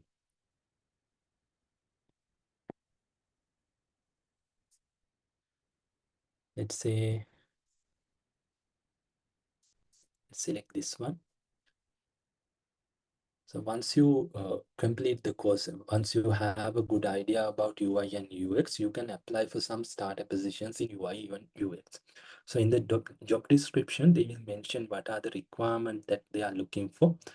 Uh, in here, they have mentioned identify yourself first and foremost and experience UX interaction designer. So even though they mention as UX senior UX designer, this requires interaction designing skills. So it can be micro interactions, animations. So you should have those skills if you want to apply for this particular job. Have strong UI prototyping and UX design skills. So UI prototyping is if you can create a prototype using Figma or any other tool. So if I show you a prototype, let's show you a simple prototype. This one, maybe this one.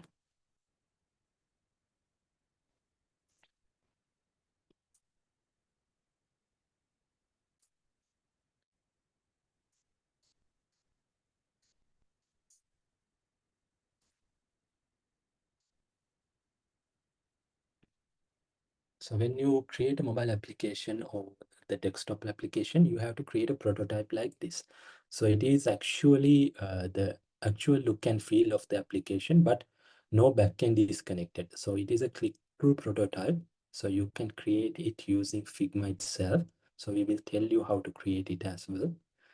So this is the prototype. This is the working prototype. So you should create a prototype and give your users actual look and feel. So if they interact with these screens, they will it looks like the actual application, but no backend is connected, but they can perform all the actions in an actual application. So that is the prototyping. So you should have good prototyping skills as well. Have solid experience in UX testing. So UX testing, as I mentioned, when you create a UX product, you have to test your designs. It can be test with different users. And even there are some automated testing tools, such as, let's say, in browser tools, we have a browser tool for Chrome, and we can test our application automatically, like automation application by using these UX testing tools. And also you have UX testing tools as experience as well, UX testing. It can be automated testing or actual user testing. We would like to hear from people with passion toward UX and empathy for users. So a track record, UX interaction design skills. So when you read the job description, you get to know what is the job like requirement for this person. Even though it advertised as a UX senior UX designer, the person should have interaction design skills as well. So when you're selecting a job to apply, make sure you uh, have all these, at least most of these uh, responsibilities or the skills under your belt. Okay, so we will go through more of these in the end when we wrap up the sessions. So let's go back to our presentation. Okay. So these are some essential UI and UX technical skills and how we can improve them. So if you have good graphic designing skills, vector or raster. Vector means if you have good Adobe Illustrator, if you can create good SVG, scalable vector graphics, vector based skills, you can be a good illustration designer. And if you are good with raster design, specifically Adobe Photoshop, Lightroom, or any other photo editing application, it is necessary to have those skills, and those are essential skills. So you don't have to be a expert graphic designer, but at least edit a picture by using Photoshop or create a logo by using Illustrator. So that will um, help you to get a better UX job. And UI designing skills is necessary as well. Motion graphics. If you have a good motion graphics skills, such as let's say Adobe Premiere, motion graphic skills such as let's say FX skills, and also 2D animations, SVG graphic animations. There's a platform called Lottie Files where you can animate SVGs. So if you can create these kind of animations by using icons or by using different like colors and create code for this, it is a actually a really valuable skill to have, motion graphics. And video and audio editing, if you have good knowledge in video and audio editing, at least Adobe Premiere or even CapCut, you can you have to improve and become a better UX designer. So all these skills come into play with, let's say for an example, you apply for an opportunity in a startup. So in a startup, there's no particular task that they're mentioning in the job description or anything that you have to do. Let's say for an example, in startup, they hire a UX or UI designer. And if they ask you to do video or audio editing for some of the content that they want to put in the website, you have to do it. So that is a good learning curve. So if you want to learn something new, if you want to work in a challenging experience, it is always a good idea to go with a startup opportunity, because you will be exposed to so many different areas in designing and also in development as well. Otherwise, if you start a job in well-established company and role-based company, you only have to do a certain part. Let's say for an example, you might have to only carry out user interviews. So that is the only thing that you have to do. But if you like challenges, if you like to learn something new, startup is the good environment that you have to start your career with. All right. Next, if you have UX skills, mentioning that you have a good interpersonal skills, UX research skills, and analyzing skills, information architecture, and everything should be there uh, as essential UX and UI skills. Development skills. So most of the companies, when they hire UI and UX designers nowadays, uh, ask if you have any coding experience as well. So it is a good idea if you can learn something like at least HTML, CSS, and some JavaScript before you move on to the UX career. It will give you a better advantage when comparing to person who only have design background. So development skills, at least HTML, CSS, JavaScript, or even if you have some framework knowledge such as React or even Angular or JS, will be really helpful. Soft skills. Soft skills, if you have good communication skills, if you have good presentation skills, and even if you have good interpersonal skills where you can interview users and get to know about your users, and also if you have good documentation skills, it will help you as well. In soft skills, especially if you when you do a design, most of the time the design team members or the stakeholders or the management will ask you, why did you select this particular color? why did you selected this particular typeface? So in that particular cases, you have to rationalize your design decisions. You have to give them reasons why you have selected this particular color. What is the message that you want to convey to your end users? And you can come up with uh, better color solutions, better typography by answering these questions these people will ask. So soft skills, team skills are really important. So these are some workplace skills, especially in a UX project. You always have to work with different teams, or even in your core team, you will have some UX designers. So the collaboration is the main part. Communication and presentation, you have to communicate with your core team members, or management, or even users, or even uh, team members from another team, development team, QA team, or whatever. So the communication and presentation skills. Presentation will come into play when you create the prototype and try to present this prototype to users or the team. So that is also really important. Prioritization and time management. So when you work on a project, most of the time, you will get more. Let's say, for an example, even if a freelancer or working in a company setting, you will you might have to work on several projects simultaneously. For an example, 2 3 projects in the same time. So you have to make sure you prioritize the task based on the deadlines, based on the let's say order that it is. Let's say you have one project that you have to complete within 1 week, so you have to prioritize that particular project. And time management skills also really important, because when you do the design, some designers might take 1 week to complete one design. So that is not a good thing, especially when you want to create some rapid design. We call rapid prototyping, because we have to check our ideas really quickly.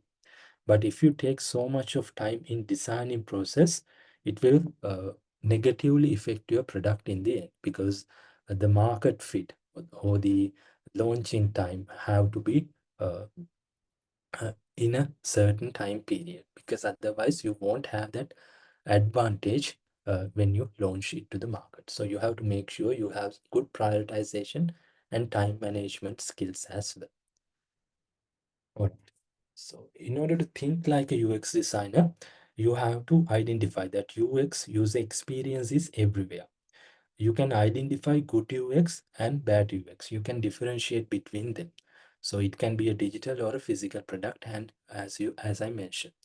And you can think of how I can improve certain design, certain user experience. Let's say, for an example, when you downloading a mobile application for your particular bank, you don't like the user experience of these applications, and you can identify the good things about this application. If you like the color theme, that is a good thing. If the application is performing really fast, that is a good thing. But if the application don't have any error handling, it is a bad thing. So you can identify these things by thinking like a UX designer. And then you have to think about how I can improve. If I am the UX designer of this particular application, how should I find a solution? How can I improve this particular design to give better user experience to my users? So you have to think about that. Maybe you can create your own design by following the application, and finally present the solution. So that is how you can think like a UX designer. So I want to recommend you a book. I will add a PDF on our Google Classroom as well. So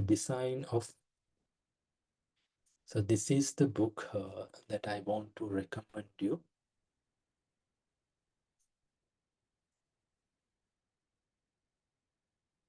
Design of Everyday Things. It is actually written by Don Norman. So Don Norman is actually, we consider him as a father of UX. So he's the one who came up with the term user experience as well. He was there when Apple launched their first Macintosh computer as a UX designer. So this book will give you an idea about how to think like a UX designer, how you can differentiate, how you can experience different devices, and think of the UX flows, and think about how to improve different user experience about elements. So I have the PDF as well. I will put it in our Google Classroom, and it is also available in bookstores as well. Give me 1 second.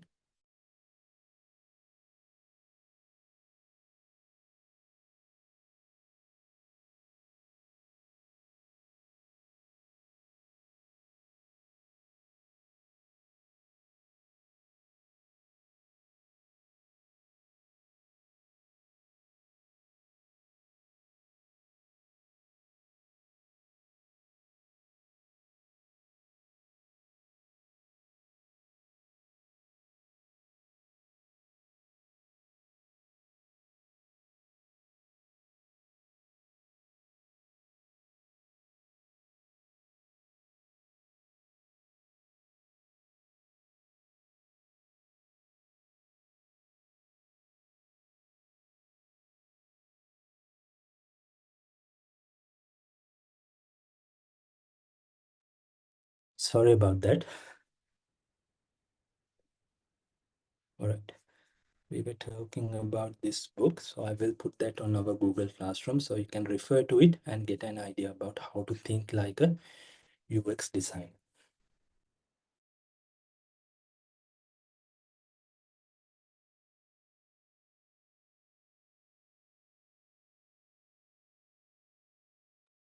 All right.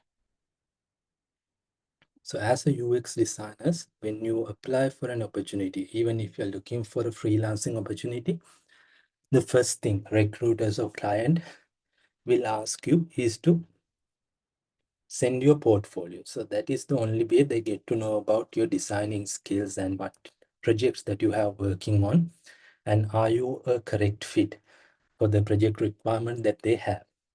So in order to create a portfolio, there are certain platforms as well. So as a starter, you can create a project or a portfolio in one of these platforms. So number one is Dribble. So if you go to Dribble website,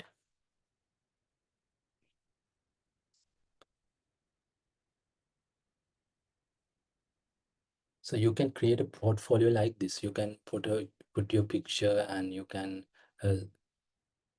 put your contact information, and then you can add your designs right here, like as a portfolio showcase. So people, when recruiters or the hiring managers ask you to send the portfolio, you can send this link to them and they can get an idea about your design. So I know that when you're starting your career, you don't have much designs. So that is why in the end of the uh, course, you have to create a capstone project based on the scenario I'm giving you. So you can add that project to your portfolio as well. And even after that, I invite you to work on more and more projects, because as a designers, the only way that we can improve our designs by doing more designs. So that is the only way that you have to uh, follow in order to become a successful designer. You have to make mistakes, and you have to get feedback from your end users. Sometimes they can be critical feedback where they will tell you directly that your designs are not good. So in that way, in that case, you don't have to take the feedback personally, and make sure use it as an improvement, use it as a learning experience, and improve your design skills based on the feedback users are giving. So this is one platform that you can create your portfolios with. And there's another one called Behance.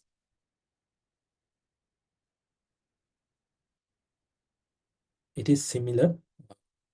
You can create your portfolio, you can create your account, and upload your designs uh, based on different categories. So it is actually for all the creative works, people uploading illustrations, print designs and everything, but you can create UX designs like this as well.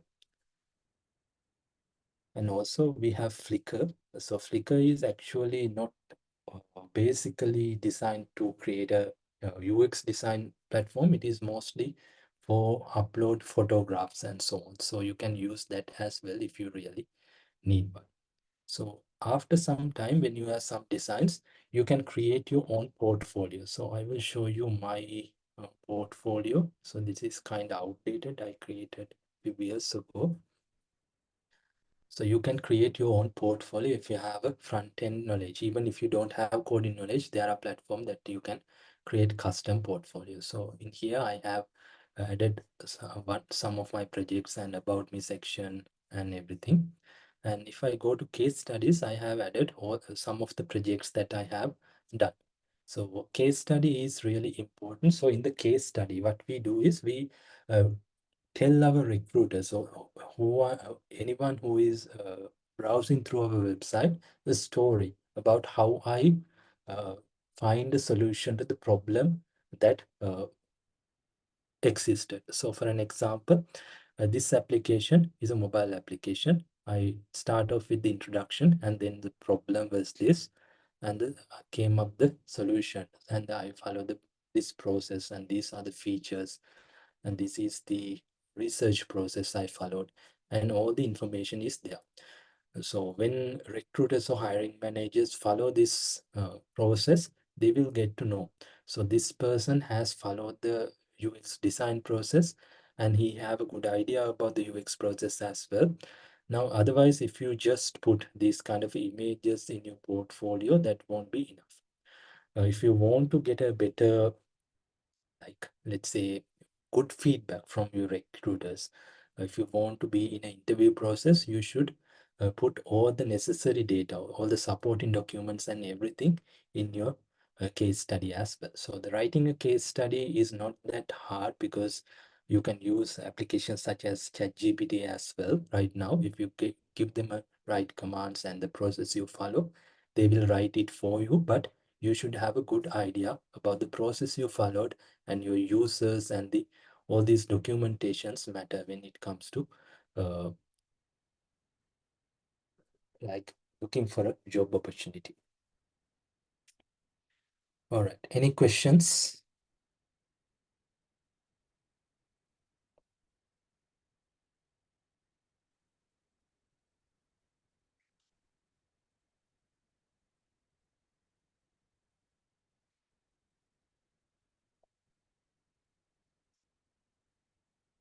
Diniti,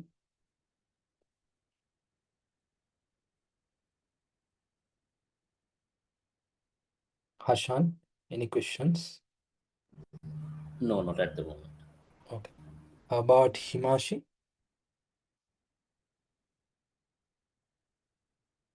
Tilan? No, sir. All right, Vidura, any questions? No, sir, not at the moment, sir. Okay, Rumi, how about you? Nothing really, sir. All right, cool. Okay.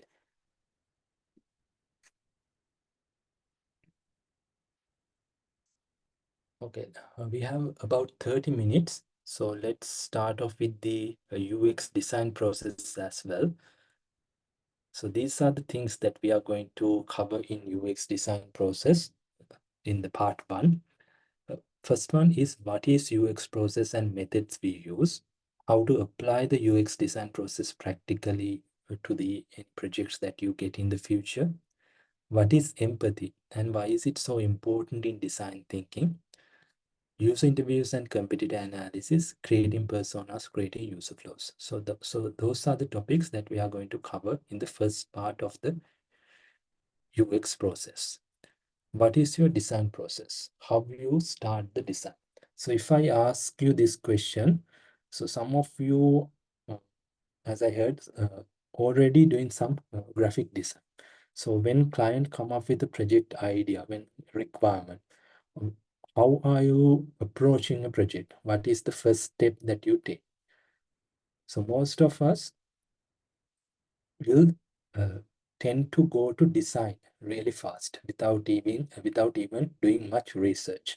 So that is even for me when I start off my career, when I do a web design or a mobile design, I didn't do much research. I wanted to directly go to the designing process because I like designing and I want my design to come into life and So that is the reason most of us are directly moving to designing process without wasting time on research or anything. So that is actually not a good practice, because if you don't have a good idea about your end users, if you don't have any research uh, done about your users and the competitors, when you designing, after you design, you will realize you have designed something that users don't like. So again, you have to do your design, and even though if you do the design again without the research, again you might have to face the same issues. So that is the why we have to follow the UX design process from beginning to end in order to create a successful design that users will like.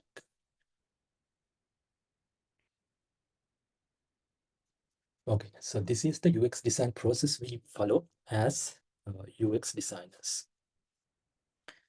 A UX design process is an iterative step-by-step methodology UX teams use to complete projects.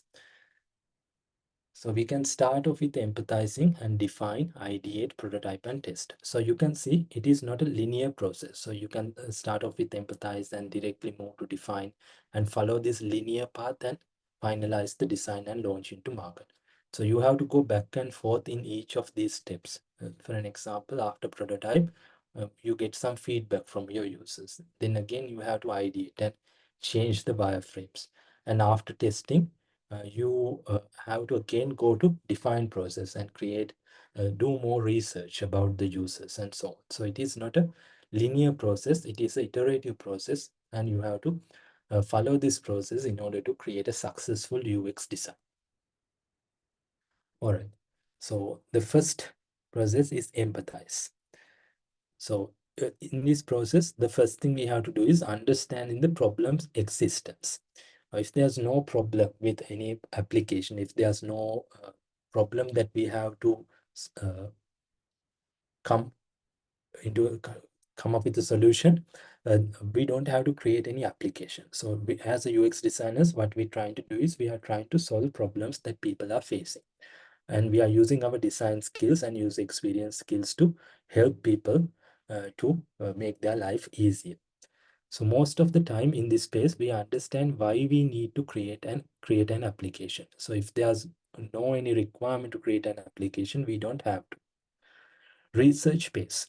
In this space, we conduct surveys, interviews, and find out competitor details. So in the research space, we conduct surveys and we carry out one-to-one interviews, and we can send questionnaires and find out competitor details as well. So after carrying out the research, we can analyze our research finding. In this space, we analyze the raw information we have found by using competitor analysis, creating personas, customer journey maps. So in the research space, we have some raw data about our users. In analyzing space, we analyze them and in a more presentable, more visually appealing way, and we can tell our team or the stakeholders about the research findings that we have gathered. And so we can create competitor analysis diagrams, personas, as I showed you earlier. Customer journey mapping is something similar to user flow diagram, but we will go through customer journey maps when we do Figma. So that is how you can analyze. So that is a visual representation of your research findings. And then wireframe and design. In this space, we create user flows, high level and low level wireframes. So after analyzing data, then you have a good idea about what are the expectations of your users.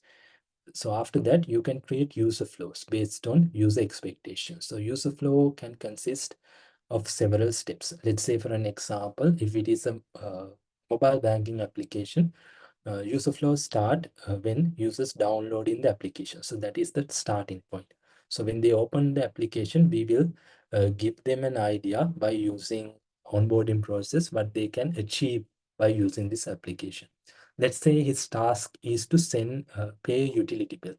Then he select the utility service provider. Let's say electricity bill, and then he will put the information about his account number and the amount he want to pay, and he will select the account that he want to pay this amount from, and finally do the payment. So that is the user flow, a simple user flow that for that particular utility bill payment scenario, and high level and low level wireframes. So when we talk about wireframes, actually wireframes also have three different types. We have low fidelity wireframes, which means that uh, the things that we create only by using pencil and paper, we can call them sketches as well. But and then we have mid-fidelity wireframe, mid-fidelity. So in mid-fidelity, we improve our design and we create some more presentable wireframes uh, where we can get feedback from our users, because the pencil sketches won't work because we can't send them to our end users to get feedback. And finally, after we gather feedback and do few iterations, we can move on to high fidelity wireframes, which can be the final or high level wireframes that we are going to create for our design. And finally, after we have all the wireframes, we are going to do the visual design and testing. In this space, we create visual designs for application with feedback we have taken from the wireframes. The visual designs are again shown to the client or put them to the test again to understand the applicability of the solution, and then roll back to any stage or proceed to implementation. So if the prototype, if the visual design is not that good, if people give them bad feedback, we have to again go to one of these steps, maybe the research phase, maybe fine tune our wireframes again and do the designs again. All right.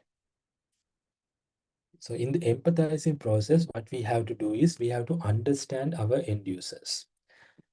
We can understand our end users by asking these problems. What problems they facing, they have, what they need, what they expect from your application, what they think about the application.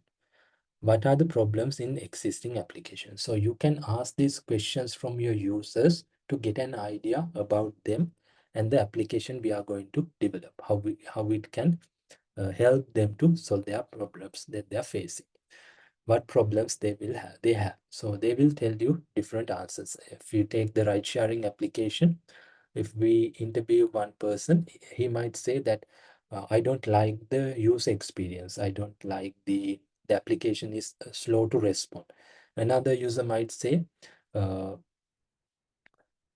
let's say for an example, the taxis are not available during rush hours. So that is his problem. And if we interview a mother who is trying to send her kid to school, she might say, I have security concerns. So that is the problem that person might have. So what they need. So when we ask this question, they will tell us what they expect from our application, what they actually need from our application. They want to solve these issues that they are facing, what they expect from our application.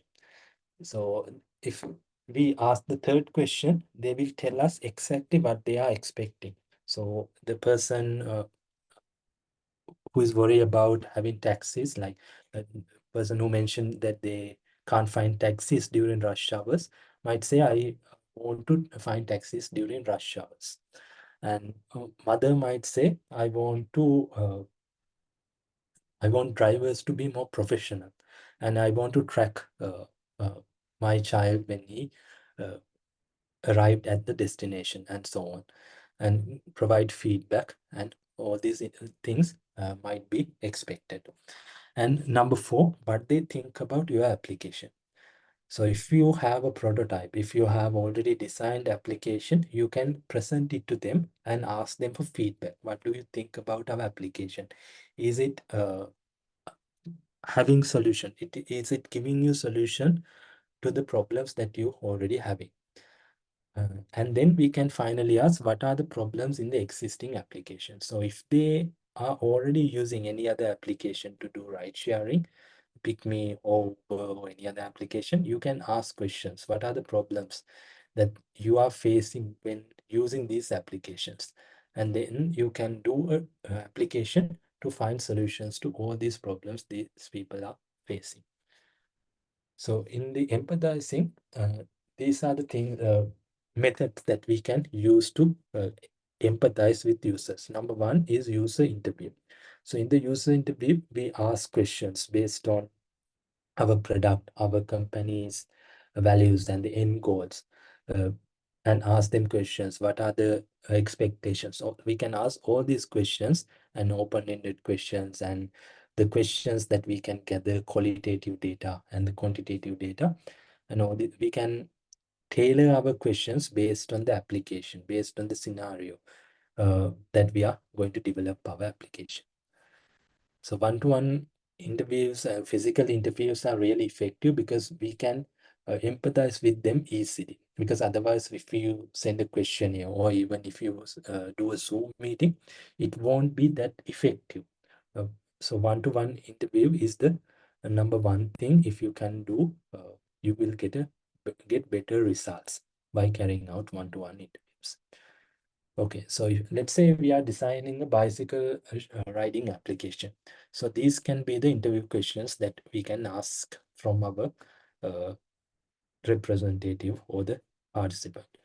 Number one, why do you ride a bicycle? So they will give different answers. One might say, I'm riding bicycle to,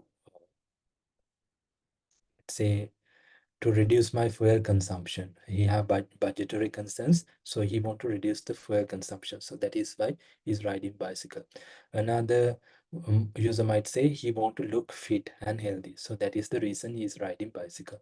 Another user might try to avoid traffic. So that is why he is riding bicycle. Another might say that he want to reduce the carbon footprint. So that is the reason he is riding bicycles. So different users might give you different answers. Number two, what do you expect from a bicycle tracking? So next question. So if they're riding a bicycle, if we come up with a bicycle tracking application, what are the expectations they have about the application? What they want to do with the application? The person who is concerned about his health might say he want to check how many calories he burn in daily basis, or how many steps, how many kilometers he travel in daily basis.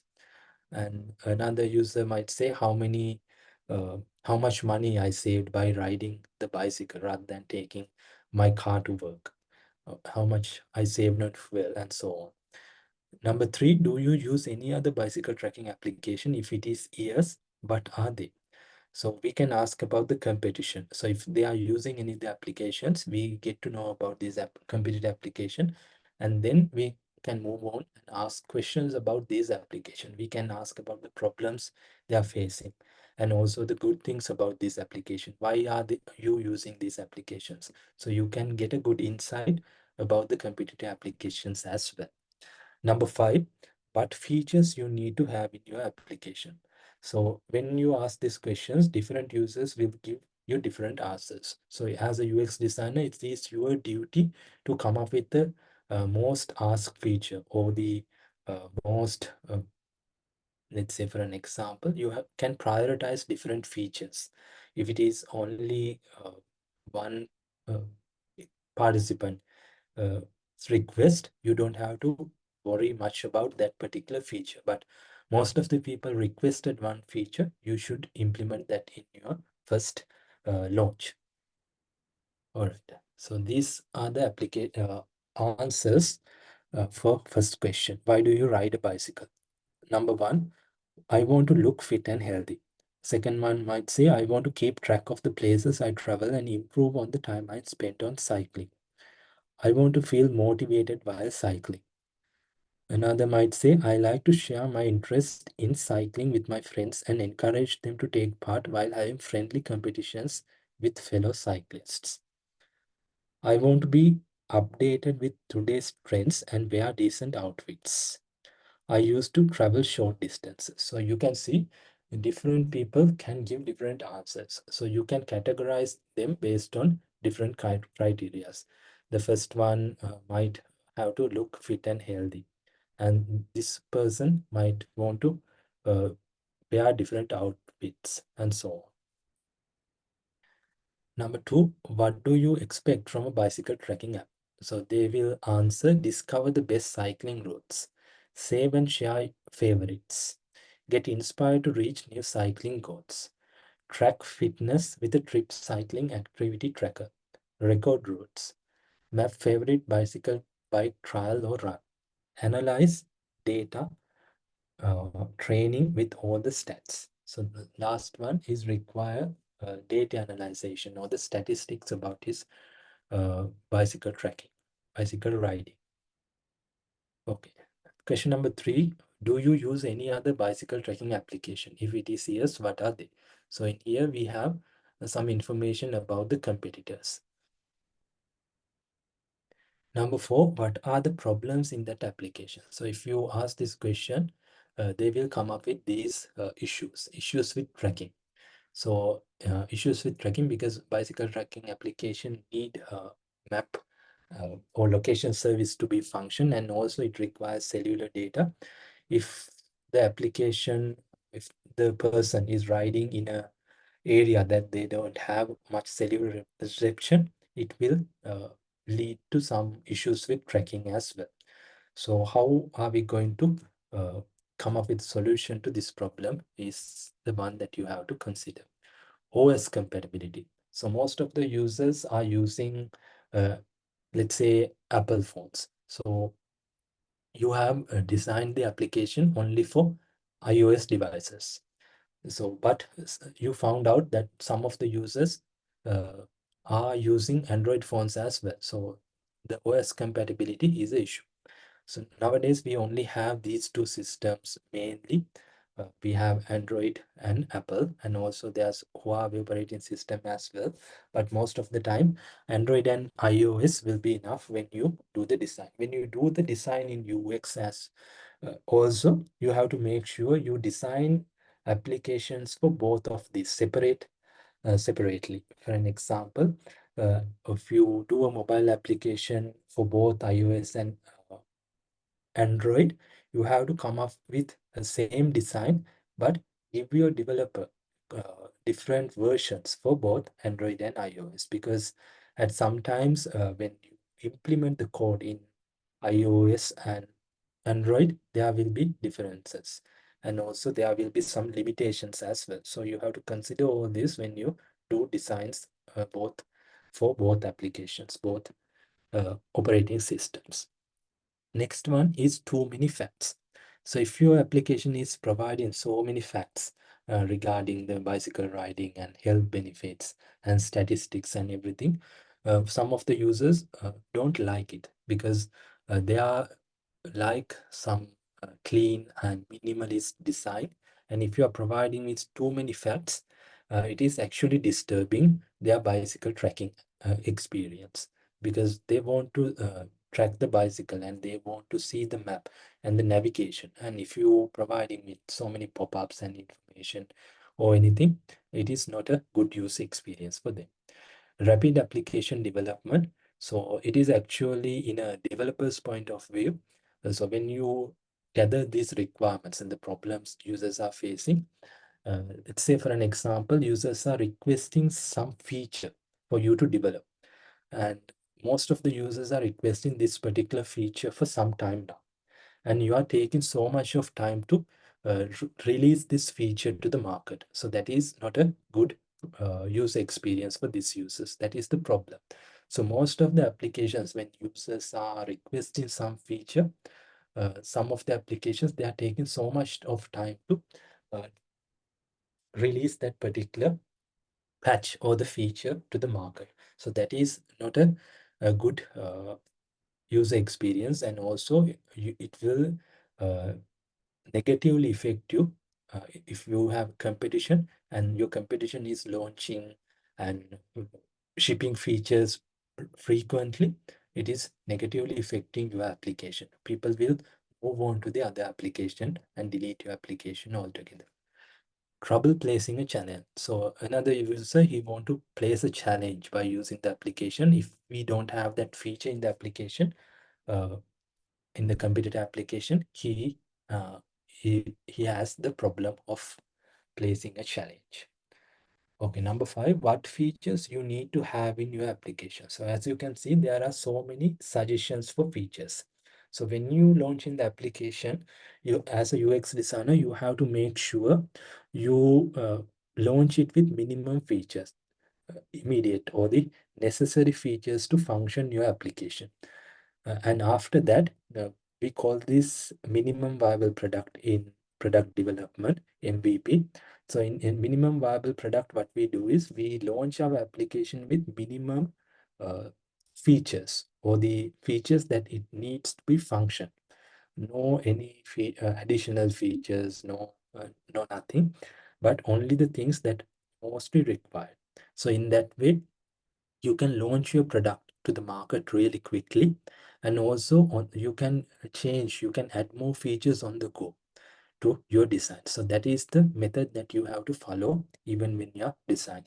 So if you're a product owner or a client asking you to ship a product with so many features and do the design for so many features, you can tell them that you can launch the application with minimum features and launch the application quickly and add features on the go. So that is how you can get ahead of the competition and also do quick launch. Otherwise, let's say you take some time, you say take 1 or 2 years and come up with all the features and launch it to the market.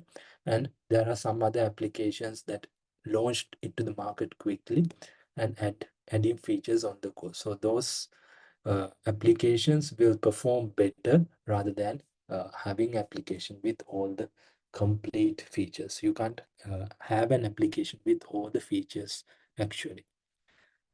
All right, what features? Discover the best cycling routes. Save and share your favorites. Get inspired to reach new cycling goals.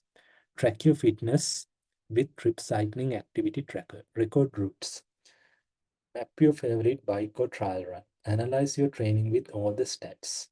Track how much you save your money and fuel by using bicycle. Buy bicycle paths. Use for short distance travels. Keep a to-do list and reminders. So you can identify what are the main features. So this one should be there. So you can keep that as a main feature. This is not much necessary, but it is a good to have feature.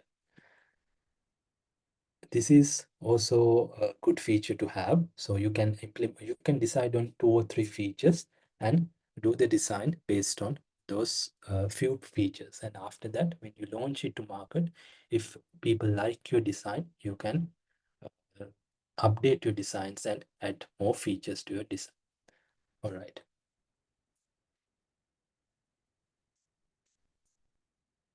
So today we talked about I gave you an introduction to UI and UX, and then we start off with the UX design process. And from next week onwards, we are going to do competitor analysis and also the other parts of the UX design process. Before you go, I want you to go to Figma website. If you don't have a Figma account, by next week, please create a Figma account here. You can log in and create a Figma account, and you can download the Figma application to any device, Windows or Apple, any device. And please download the application and create a Figma account, because from next week onwards, we are going to do some Figma practicals as well. So I already logged into this, so that is why it is showing me.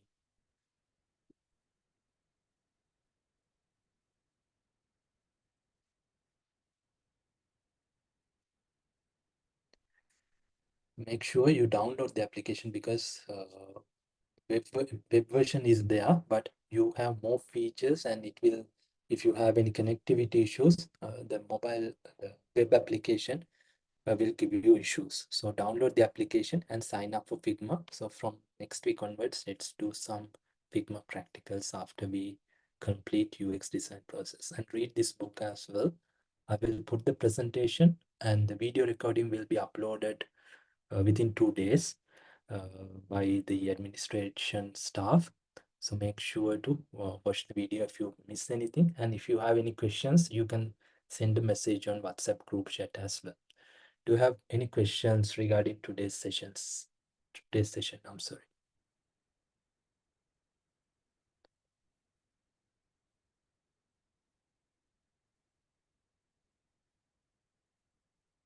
All right. Then let's meet next week at 9 a.m. In the meantime, if you have any questions, ask on WhatsApp group chat. Have a nice day then. Bye-bye.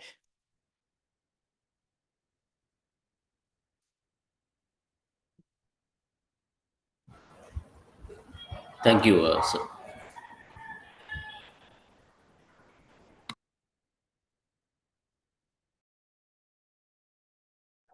Thank you, sir.